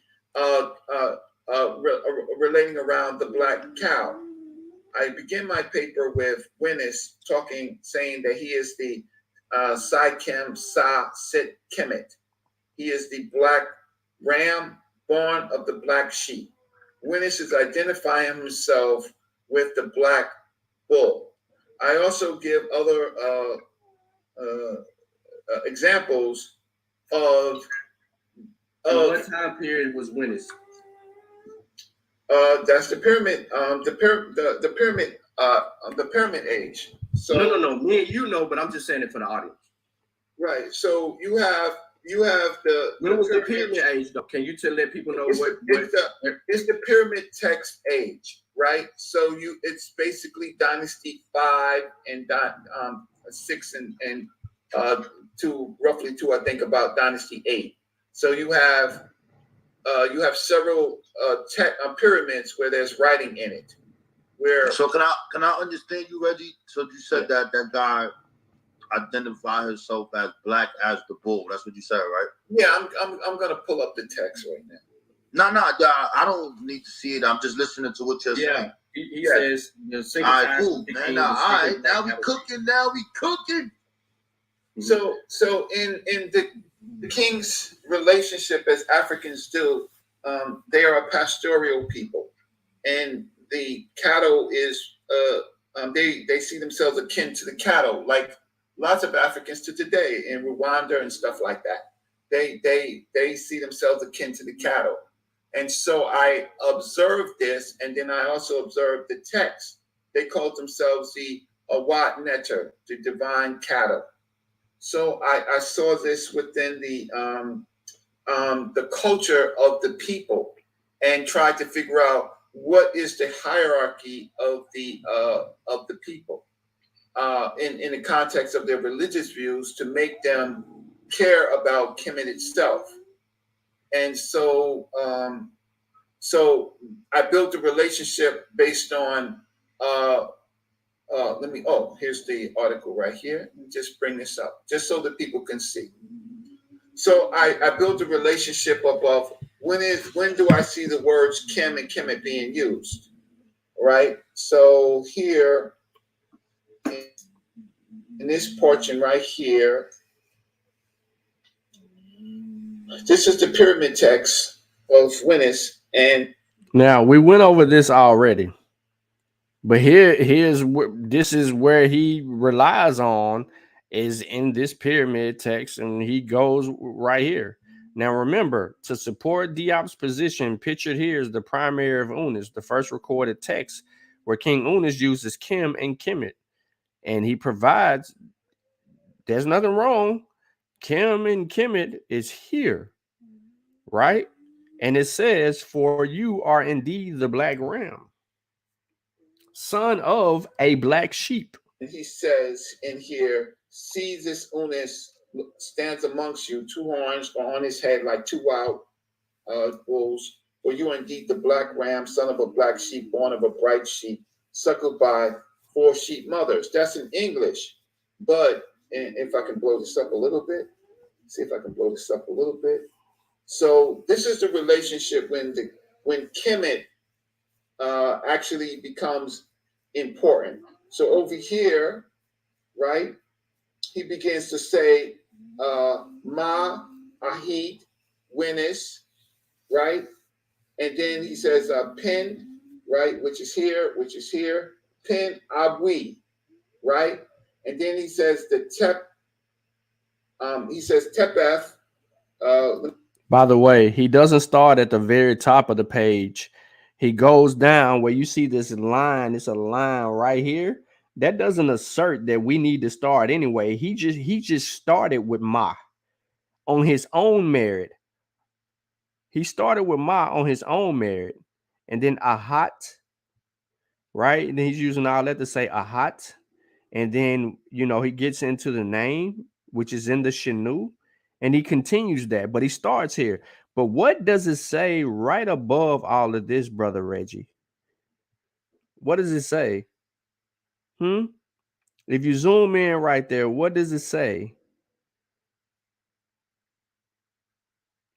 And then we get into all of that, right? But we don't get this from Reggie. We get him starting right here and then working his way on down and just negating what's going on right here in the pyramid text.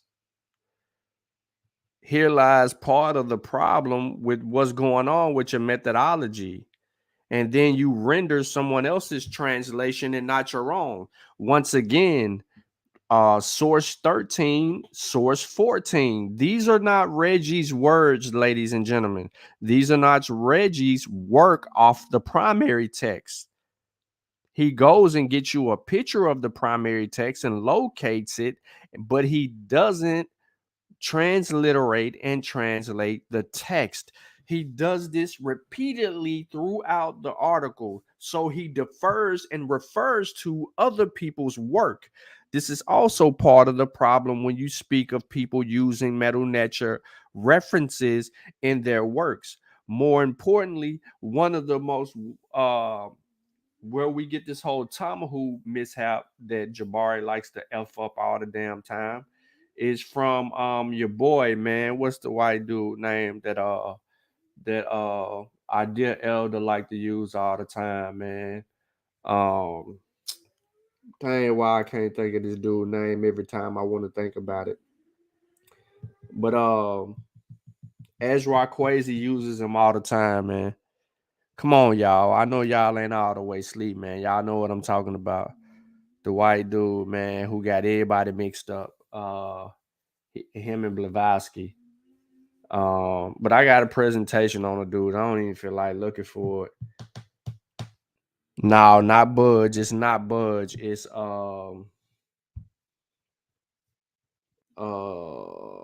if I wasn't thinking about his name, I could tell you.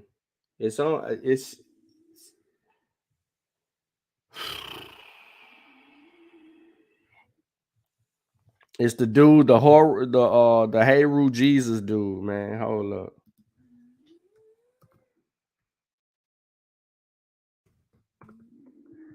Let me look the dude up, bro.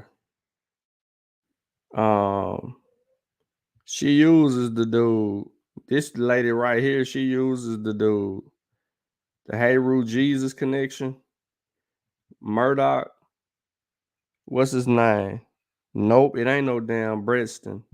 Boy, quit trying to use Egyptologists like that. You got to go back, man. I told you Ezra Quasi use them. Hold up. Let me see. Let me just click on right here. Murdoch. I know y'all remember this because I threw this in here and I don't want to grab the book. Gerald Massey. God damn it. Why I couldn't think of Gerald Massey's name. But yeah. She I mean, this worse than Gerald Massey. Gerald Massey didn't do his own work. He said, I don't know these ninjas. Gerald Massey didn't do his own work. Gerald Massey relied on someone else's translations to assert certain things. And here lies the problem with many Egyptologists. They don't get into the linguistic work at all.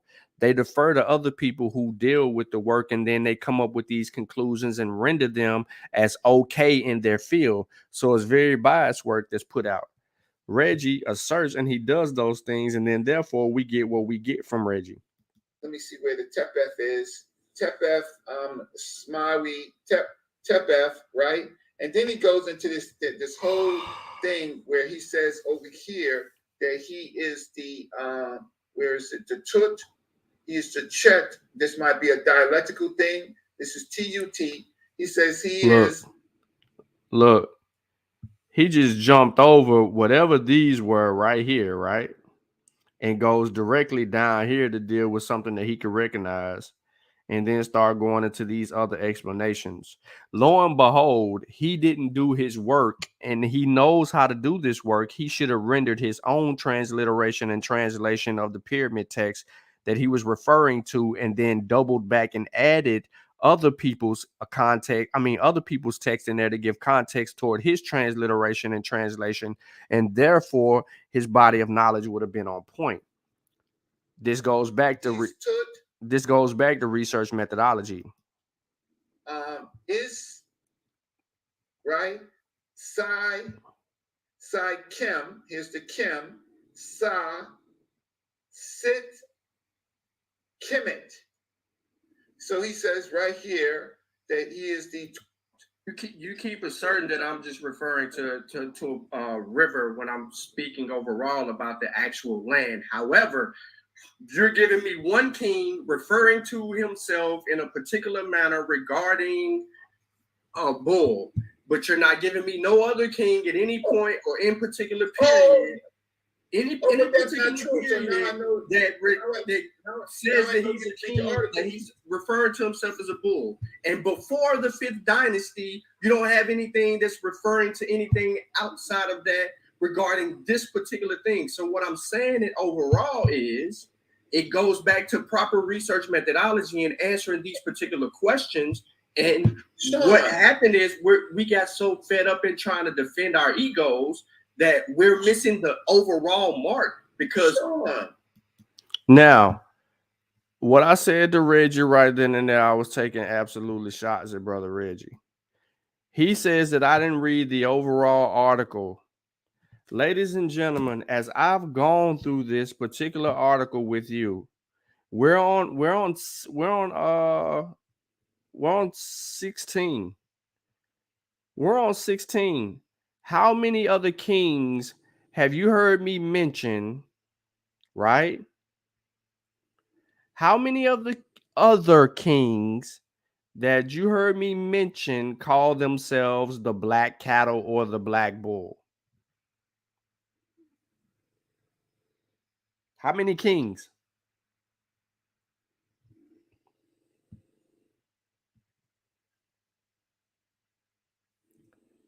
I'm asking again. Everybody that's been rocking with me for well over 2 hours, 2.5 hours now, how many kings have I mentioned in Reggie's article that refers to themselves as the black bull? I'm not referring to a lot of kings. There's not a lot of kings here. There's one in particular, and then he refers back, and then he goes and he insinuates these things. See, he didn't know that I know that he's insinuating these things on people.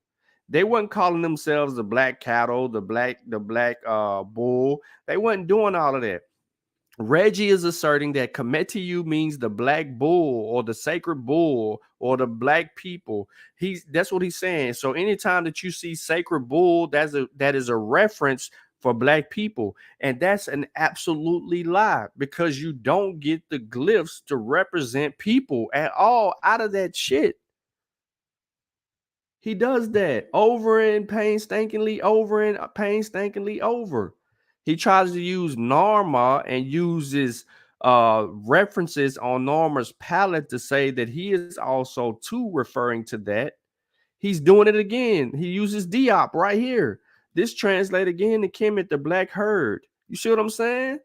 Like he asserts all of these things. He doesn't get this translation. He's trying to do this disingenuously. Then he screen copies and goes through all of this bullshit. Like it's if you didn't know any better, you would think that it was written very argumentatively and it was ready to prove some points. But brother Reggie deferred to everyone else's work and not his own work in his article.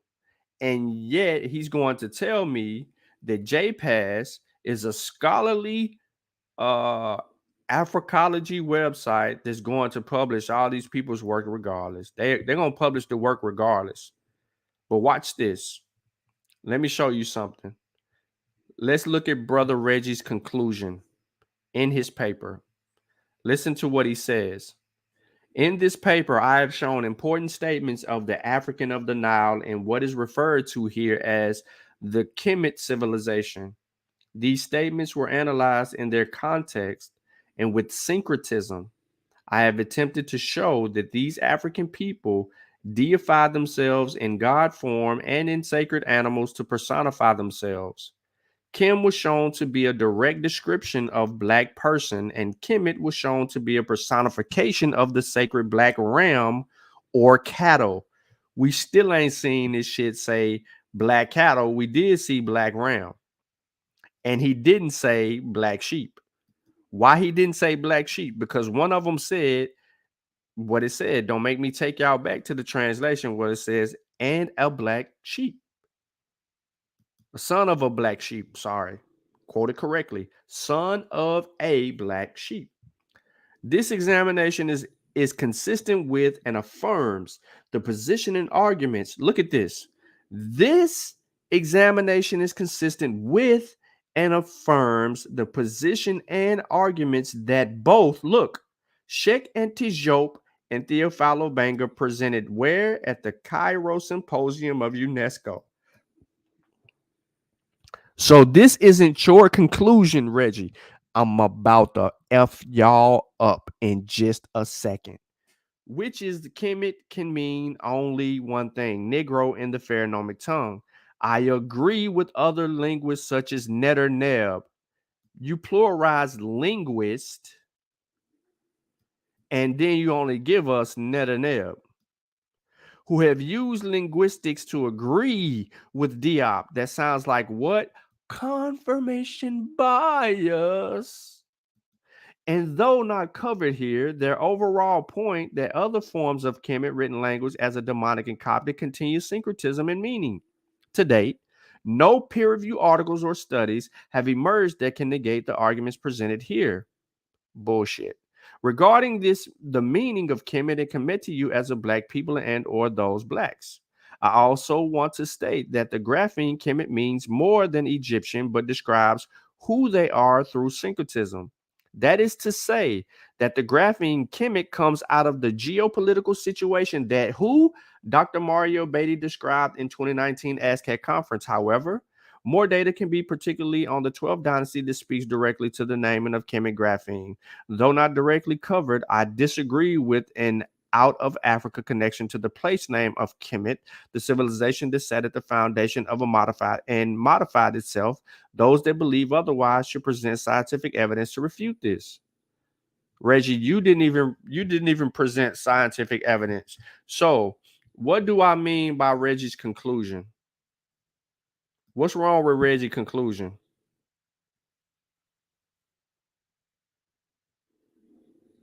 What's wrong with Reggie's conclusion?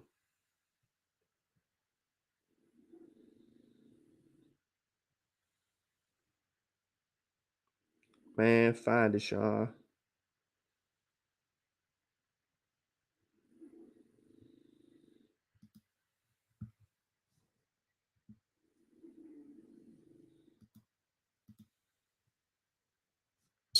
When you are considering the credibility of the resources that you're aiming to use for your research.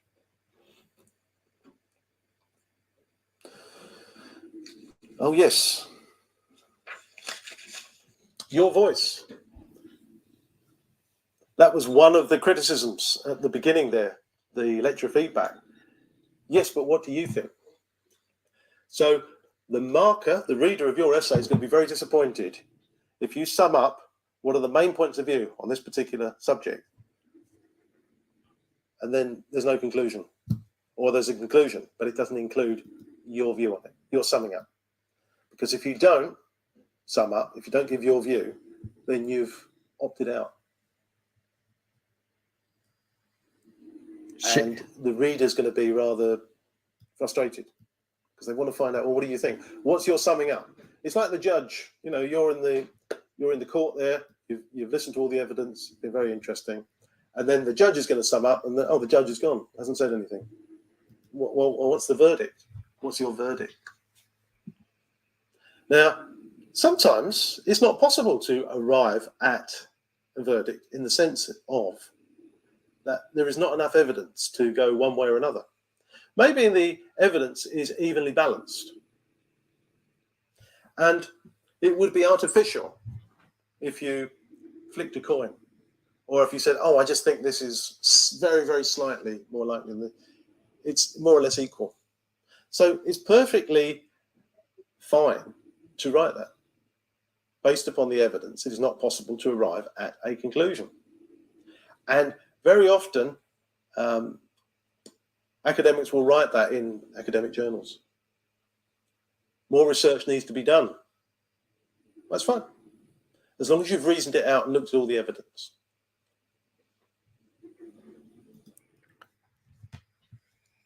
What am I saying here is Reggie didn't reason it out and he didn't look at all the evidence.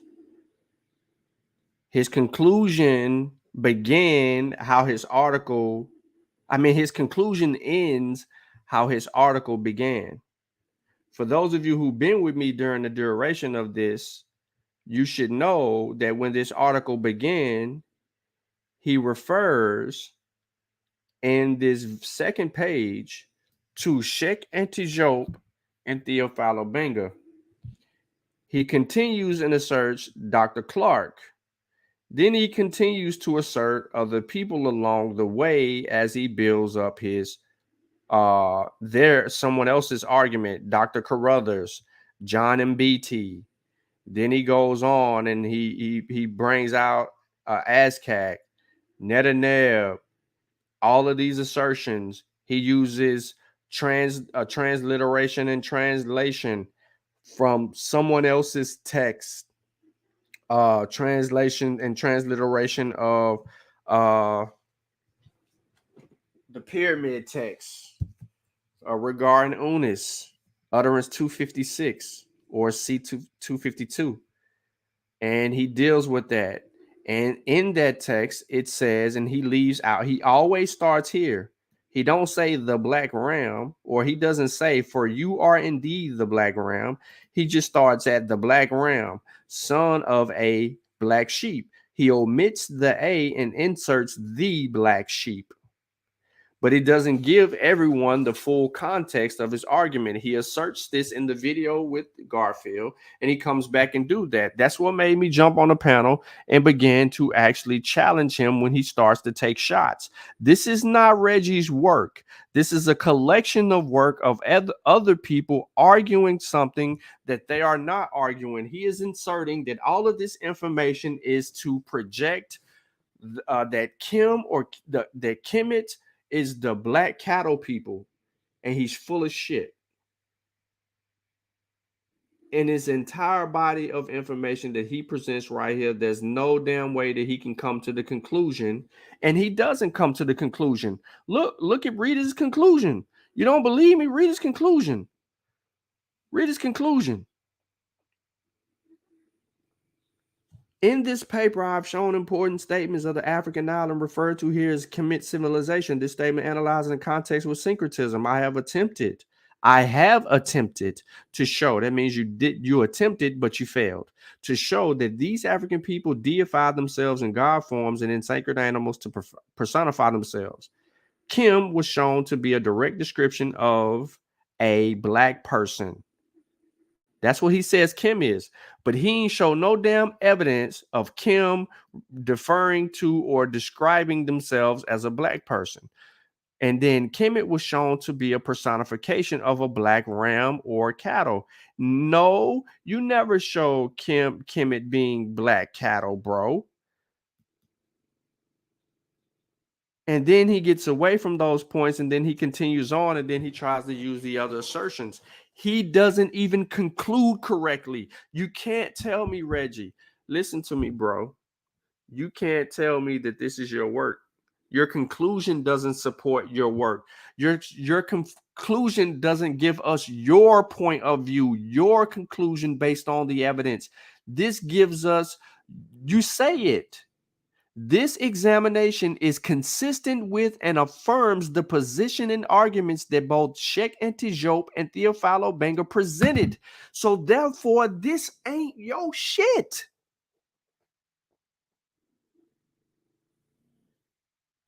Then you go on to talk about linguist Netanel. Come on, bro. You just dragged his ass into this argument because you know he don't like Asar. You don't like Asar either. And I understand. I hate that motherfucker too. If I ain't learned from him, I hate him too. I don't know why I hate him. I just hate him too. I hate Asar too. Everybody. Everybody listening, we hate Asar too. Fuck Asar. Nigga too smart for me. Cause he want to study something difficult. And the reason it's so easy for him to study that subject because he can equate it to what is that? What's that shit that he do? Computer science and all of those stuff. They got to deal with data formulas and all of that stuff. Yeah, he's too smart. We too simple-minded. Mario Beatty, You don't even really use Mario Beatty in this assertion, but you used him in the conclusion. Why you name dropping? You name dropped at the beginning of your article and at the end of your damn article. And this isn't hinged upon your work because you did no transliterations or translations of any text. You didn't go behind none of the people that asserted things in here. You didn't do no linguistic work. You made omissions. So where is the work that you did? Show me the damn work in your article, bro. Show me the shit, man.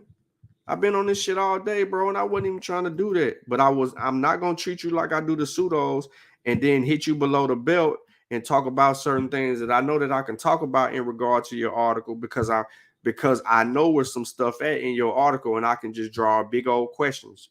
But it ain't for me to do. If Asar, Imhotep, Wu Jawu, and Sanjeti want to build on that with you and have that conversation, well, Sanjeti more than likely, because he the one talking about call him on the phone and we can build in private or whatever the hell he talking about.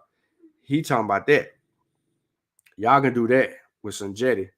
Wu Jawu gonna put your ass on the Summer Jam screen and use it as a teaching moment. And Asar, ain't no telling what Asar gonna do to your ass if he feel the need to even respond. But you know what?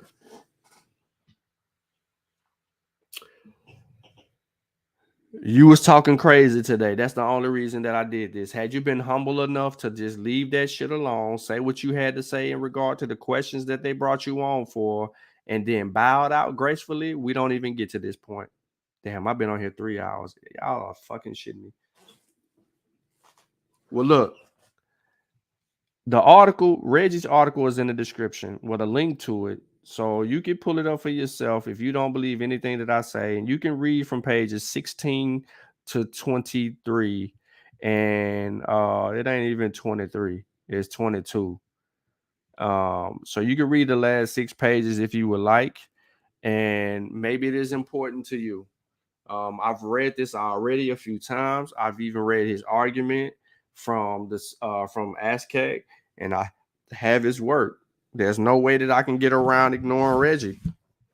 The only reason that I did that is because I respect Reggie and I like what Reggie does.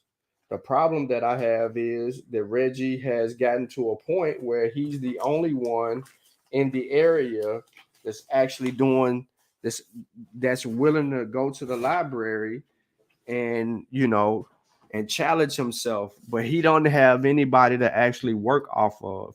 He's segregated from everybody who he can sharpen his steel with, and therefore he is handicapping a lot of his arguments. Now, Brendan, I seen you hop up in the chat and you try to tout it like, well, Reggie article is in the Penn University. Bro, miss me with that Penn University bullshit. Somebody submitted it because it was in an open access. Plenty of people can publish at Penn University, bro, if they got the access to it. But ain't nobody citing Reggie's work to mean anything. It's just there. Ain't nobody even reviewing it like that, bro. Give us the statistics on Reggie's article at Penn University, meaning how many views does this article have? How many citations has this article garnished? And who's using it? Give me the data on it, bro. Because you getting your masters and all of that, and you have access to those to particular areas. Go do that. Don't sit here and tell me where stuff is. I don't give a damn where it's at. It's got grammatical errors in it. I don't want to say you ain't cite a source, but something look real questionable. You're now the only reason that I bagged off of it and didn't do any further digging on it is because I don't want to take people back to a place where you try to charge Wu Jawu with plagiarism. And see, I could have laced you up with that same claim regarding that page reference that you used, that you copied and pasted in your article, and you didn't even clear that up. So you really don't even want to play with me, bro. You need to quit being disingenuous. This is why I stay down the middle. I don't go left. I don't go right. I'll argue with Reggie. I'll argue with Jawa tomorrow. I don't care nothing about no sides. Ain't my business. My business is knowing how they arrived at their conclusion. And I knew based on how the article started, his article started off with him talking about Km.t meant black people and sacred bullshit at the beginning. That's not how you start no article. Where's your hypothesis? You didn't have one. You didn't do original research. You just stayed on the bull junk, bro. And that's pathetic. That's pathetic, bro. We know you know how to we know you have some type of methodology that you actually use. The problem is that you don't have anyone to challenge that stuff to make you continue to elevate. You're becoming a senior. You said you'll be 60 in 3 years, right? You'll be 60 in 3 years, which means you're forgetting more than some of us know. And we're not trying to have you forget those things. That's why we're telling you, Reggie, to write, because you don't want to go out of here and leave an unread library behind. We lose libraries daily. But at the same time, we at least want you to get your damn contributions right. And you didn't do that. Not in this bullshit, you didn't. And you got on Garfield's show and turned the topic all around and wanted to pump your chest out. So, words of advice, man. Critical thinking, proper research methodology, source critiquing, not appealing to authority or populace is very important in these discussions, because ultimately it shows us who's willing to do the work to go the extra step and who is not. Don't let a mofo get away with telling you I'm leading people to the experts. The experts are telling you don't lead these motherfuckers to me. Lead them to the methodologies that was required for us to come to that honest conclusion. So trust the science and not the scientist.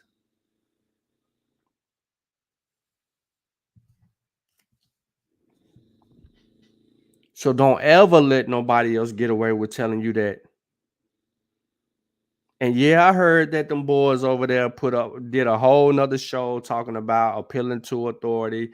Them niggas they still gonna appeal to authority because they don't do research. They don't have no methodology and they don't care. They ain't on that. You know what I'm saying? This is some let's hit the live button and talk our shit show type of stuff. It ain't about properly edifying anybody. If we're supposed to be conscious, that means we're supposed to go a step further than everybody else and know how to do more than surface level research. Lead me to an expert ain't teaching me how the expert got to their conclusion. Just because you don't know how they got there, say that. If you're going to lead me to the expert, tell me, man, look, I don't know how he got to this conclusion, but this is how this article concludes, or this is what these experts are saying. And then people like me, we can go do our own goddamn research and we can figure out how they came to that conclusion since you was too lazy. And then where we find the flaws or the issues in that work, we'll come back and we'll tell you, you know, like we tend to do with everything else when we find out the flaws in people's works. Or when we find out that there's articles that have been retracted that was put in our faces previously. Mo in the chat, she'll tell you, ain't no PhDs settling for you to come to them and then you showing them nothing but PhDs. You trying to be the expert in the field, go be the expert in the field. Mo, are they not telling you when you go up for the PhD that you need? Brendan, you too, I don't even know how you allow that lazy ass shit. When you going up for a PhD, your work has to be scrutinized not only by your peers, but it has to stand the attestation of that scrutiny. But you can't defer to no damn anybody. You can't write no you can't submit your work and then turn around and say, these are the experts? They gonna be like, hell no. They gonna throw that shit back in your face. Look at her. She laughing in the chat. She trying to say, y'all, she being nice right now because she know that shit Unc said was wrong as hell. We try to lead you to the experts. The whole channel wrong, bruh. That ain't how academia works. That ain't how scholarly work works. We trying to edify people, bruh.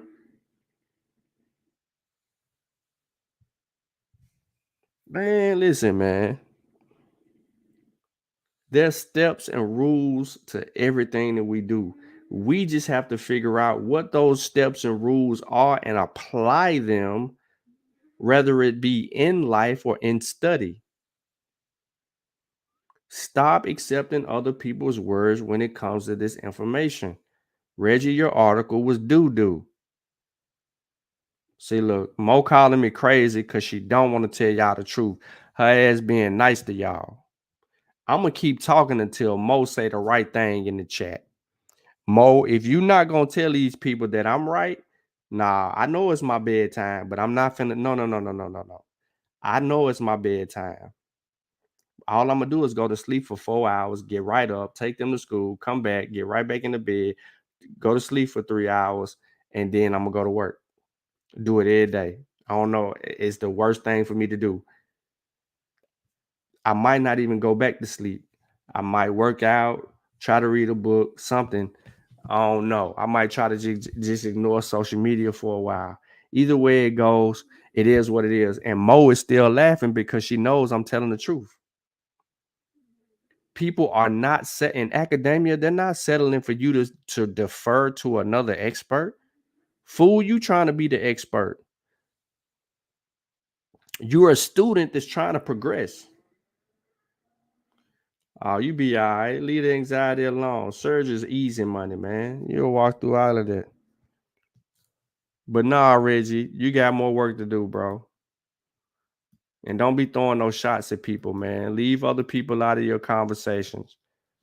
The word Kim does not mean black people. The word Kemet does not mean the sacred cow, the sacred black bull, or the sacred black people. It don't mean none of that shit. You asserted it. You did that pseudo ass shit on your own merit. I'm calling it pseudo now because you try to imply some type of scientific rigor into it, and that wasn't even the case.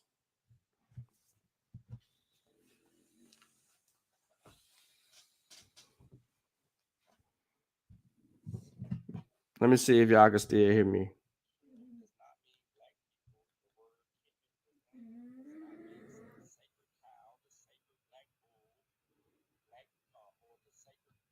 I'm checking them because I think my internet went off.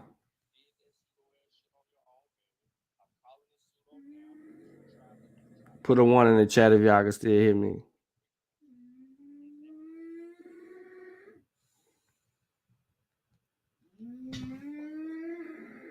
Okay, y'all can still hear me. Cool. All right. So look, straight up and down, man. Straight up and down. Y'all need to listen. If y'all want to read your article in full in the last 6 pages or whatever the case may be, I highly suggest that you read it. I read it, but I already knew what he was trying to do. He took his hypothesis and he made it his conclusion. And that's the way he argued it. And then he gonna tell me on the show that he had some type of research methodology. Bullshit, Reggie. Because how could your hypothesis be your conclusion? Oh, you didn't even give us a hypothesis. You just came off the rip busting your gun that Kim mean black, the sacred cow, and the bull. You just came up with some shit, bro. Tell the truth.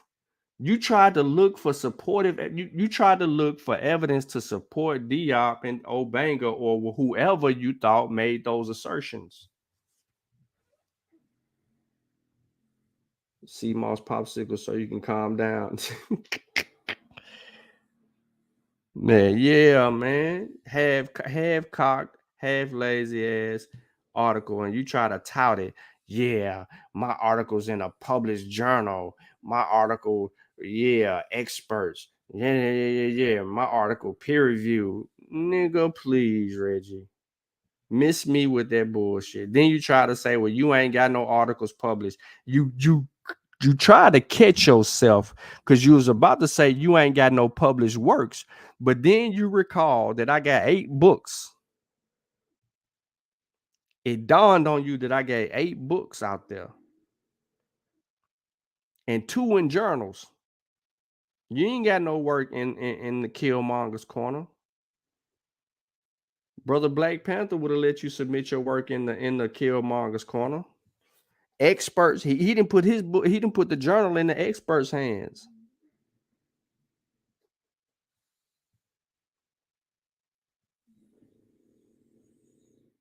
No, Mo, I don't forget nothing. So I didn't finish telling this story about the Range Rover. Me, Sister Mo, Reggie, and Garfield are in Garfield's Range Rover.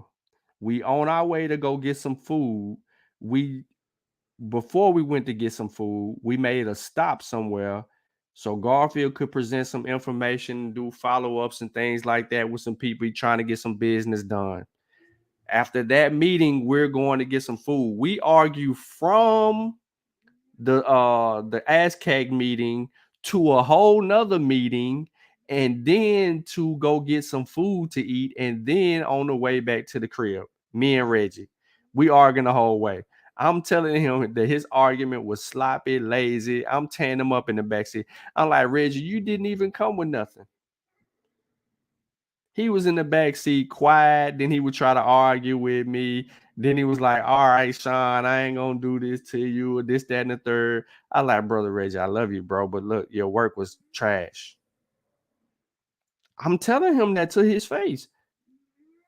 Sister Mo was there. She could tell you. She's in the front seat laughing at me and Reggie the entire time. Yeah, Garfield was mad at you because you kept laughing and you kept egging it on. Garfield trying to make us stop. I ain't stopping. I ain't letting up. Reggie right beside me. I'm going in.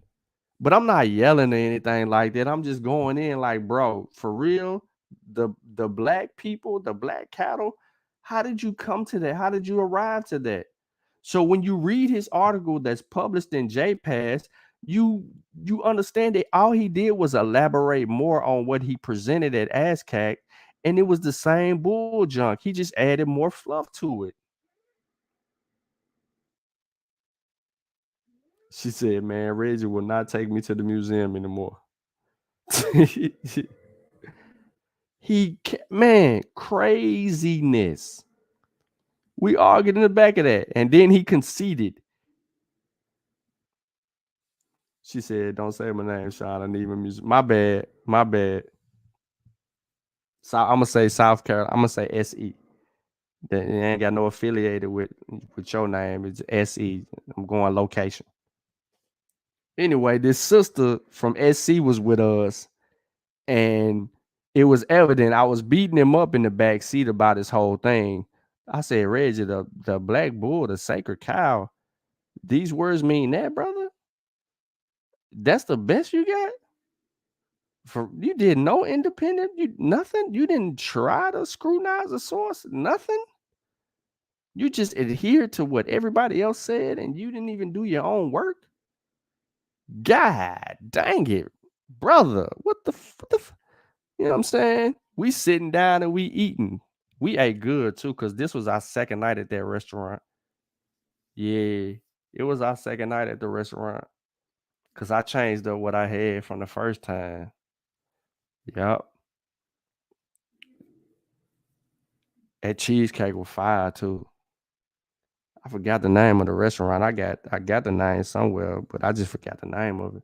I need to get back up there though. You know what I mean? I want to go to the museum and get with Reggie, give him an opportunity to beat me up, in the museum. Juniors. Yeah, Juniors was fire.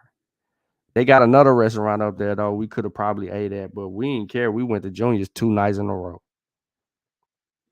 We didn't even care. Yep. Garfield paid for the food both times too. It was even better.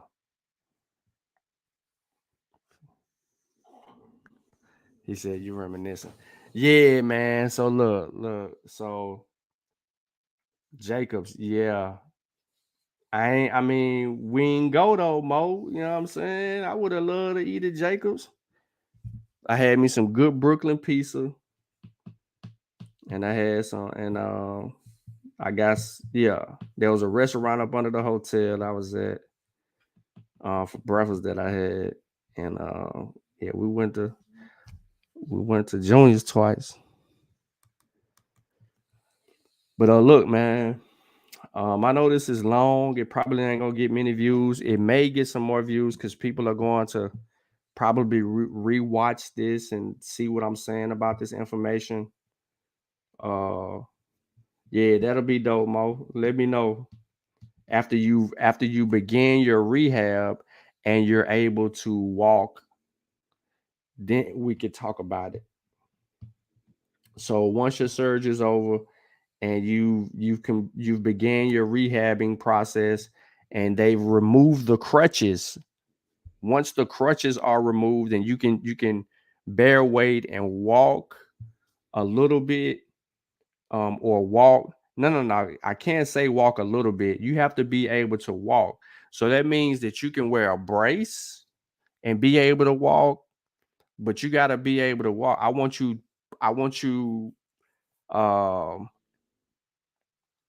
healthy enough to where you can, do your standing thing, which you already can do already, but after your surgery, you know what I mean, and be able to walk the way that you want to walk, because I don't want you to, we go somewhere, it's a lot of walking got to be done, and then you feel like you feel like hold on or whatever, because then you're gonna be trying to doubt yourself, or you're gonna be like, my knee sore.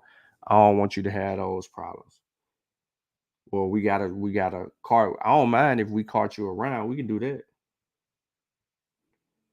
Says I'm ready because true story and owe us. Yeah, he do owe us a tour. Now, if you come out of surgery and then you're a couple of weeks out of surgery and you got your crutches and stuff like that, we can't go. You got to get rid of the crutches, and then we can get some ice packs or something like that on the way in case you need to put your knee up in the who ride and ice your knee for like 15 minutes. We could do that, but that'll be hell of an exercise. But you just got some work to go. So it's probably about 6 weeks, 6 to 8 weeks after surgery is what we're talking about. So that's plenty of time. Yeah, we'll try to bring the gang. You know what I'm saying, see what we can do. But look, man, I ain't gonna hold y'all up, man. It's 2 a.m. it's getting ready to be 2 a.m. on the East Coast, 1 a.m. on Central. The only people that don't care is the people on the West Coast, pure black now. You know what I'm saying? And I'm gonna end this thing like I begin this thing, man. But for those of you who missed the bill, hopefully you'll catch the replay and learn from it, and even peep some of the errors that I recognized in it. But there's more errors than that. I was being a little bit generous. I didn't want to screw a bridge and stuff like I would do pseudos, because I have more respect for Reggie and what he do than any of that. I appreciate his contribution. It just didn't meet the mark scholastically for me. And it's not because who my teachers are or who I may affiliate myself with or anything like that. That's not the case at all. My conclusion is based on the way that I interpreted his data and how I still have questions regarding how he came to certain conclusions or certain contentions in his argument that would lead him to believe that certain words meant this, that, and the third. I just didn't see the linguistic work or the grammatical work that needed to be inserted in there. I did see his assertions and what he assumed and what was probable for him, but not true or definitive in his argument. You know what I'm saying? So therefore, I still have lingering questions and even more questions. And just because he said I did not read his article in full, I made sure to get through 16 pages of it on this live stream and leave people with only 6 pages to look at. And guess what? If I reread the article again, live again, we still gonna see them same errors, and you gonna catch even more errors because it ain't gonna sound like the first time. That's the problem when you scrub through articles. We ain't trying to look for errors. We're trying to look at the methodology and how you derived it where you did. From opening to close, you effed up. But people who don't know how to research and how to critique sources and how to critically think and how to analyze data and how to look for certain things or recognize fallacies within the argument, they're going to ignore those things and then think that you did something proper when in fact you did not. So like I said, man, I'm gonna end the way I began. I appreciate y'all for rocking with me for almost 4 hours regarding this motherfucker's article. I think oftentimes when people hear me and see me, they think that I'm a fool. They think that somehow or another I've lost my mind, that I'm not down with the in crowd. They've said that nobody would love me and that I'm an outcast. But let me say this here now. We can be clear about anything. Please let me be clear about this. And I pray that it's received and understood. I don't want to be one of you. I don't want to be one of you weak men, weak people. For my brother, I'd rather Kendrick die, death is welcome, rather than to call myself you spineless black men. Side high, I ain't your traditional. Rapper smoking medicinal, stayed in detention. Life is all about principles, cynical ass niggas. Sorry that I offended you. I bring something different while niggas sounding identical. I'd rather drown in a swimming pool than to let you imbecile stop me from topping my pinnacle. Try me blocked by the genitals. Trust me, it's not intentional. It's a difference between a gangster and a criminal. Cause real gangsters can't do Breakfast Club interviews. A lot of you niggas don't own a business suit. A slave for every pair of Michael Jordan tennis shoe. But anywho, got your bitch walking around like she winning pool with no bottoms on, just the top of her swimming suit. What you gon' say when the niggas gon' try to get at you? Them in what army, or you just talking in general? Cause in the end, we all gon' die like them Seminoles, nigga. These niggas weak. I'm fucking up. These niggas weak. These niggas weak. I'm fucking up. These niggas weak. I look at the sorry state of black men in America today, the destruction of the family, the loss of integrity. When as a young boy, black shot down every day for years without stopping, when I look at what we are as black people, I'd rather be dead than to continue to live against such. Y'all ain't trying to start a revolution. Y'all looking for a restitution. Niggas kill each other every day and ain't no evolution. My partner shot 100 niggas and it was never proven. We just labeled him a gangster and kept it moving. Let me give you the same outcome, separate shooting. A white man kill a black, we holler persecution. So instead of looting, it's time to find some better schooling. You can act like y'all don't understand when I'm elocuting. Did I stutter? I was never Reuben. Y'all ain't no Black Panthers. You wasn't there with Newton. You ain't Martin Martin. Try to better humans. Instead of all these rappers, we need some better students. It's time to rebuild the neighborhoods that we helped to ruin. And the NAACP, y'all need some help recruiting. Fuck a resolution, let's get some retribution. I feel like Malcolm X when he left the movement. These niggas weak. I'm fucking up. These niggas weak. These niggas weak. I'm fucking up. These niggas weak. Yeah. Y'all know what it is, yeah, I said it, nigga. All you niggas laying up with these bitches with no condoms and shit. Having mistake babies and shit, leaving these women to motherfucking raise your kids by their motherfucking self. Yeah, my nigga, I said it. You don't like what's going on in the motherfucking America, leave this motherfucker. When they said we were free, my nigga, that mean we were free to go back where the fuck we came from, my nigga. Yeah, a whole motherfucking continent that belong to us, nigga. It's called Africa, motherfucker. What the fuck is y'all talking about? Y'all ain't trying to start no revolution. Y'all motherfuckers spent 10 bands on the motherfucking section in the motherfucking club. 10 bands to build a whole motherfucking neighborhood in Nigeria, nigga. Get the fuck out of here.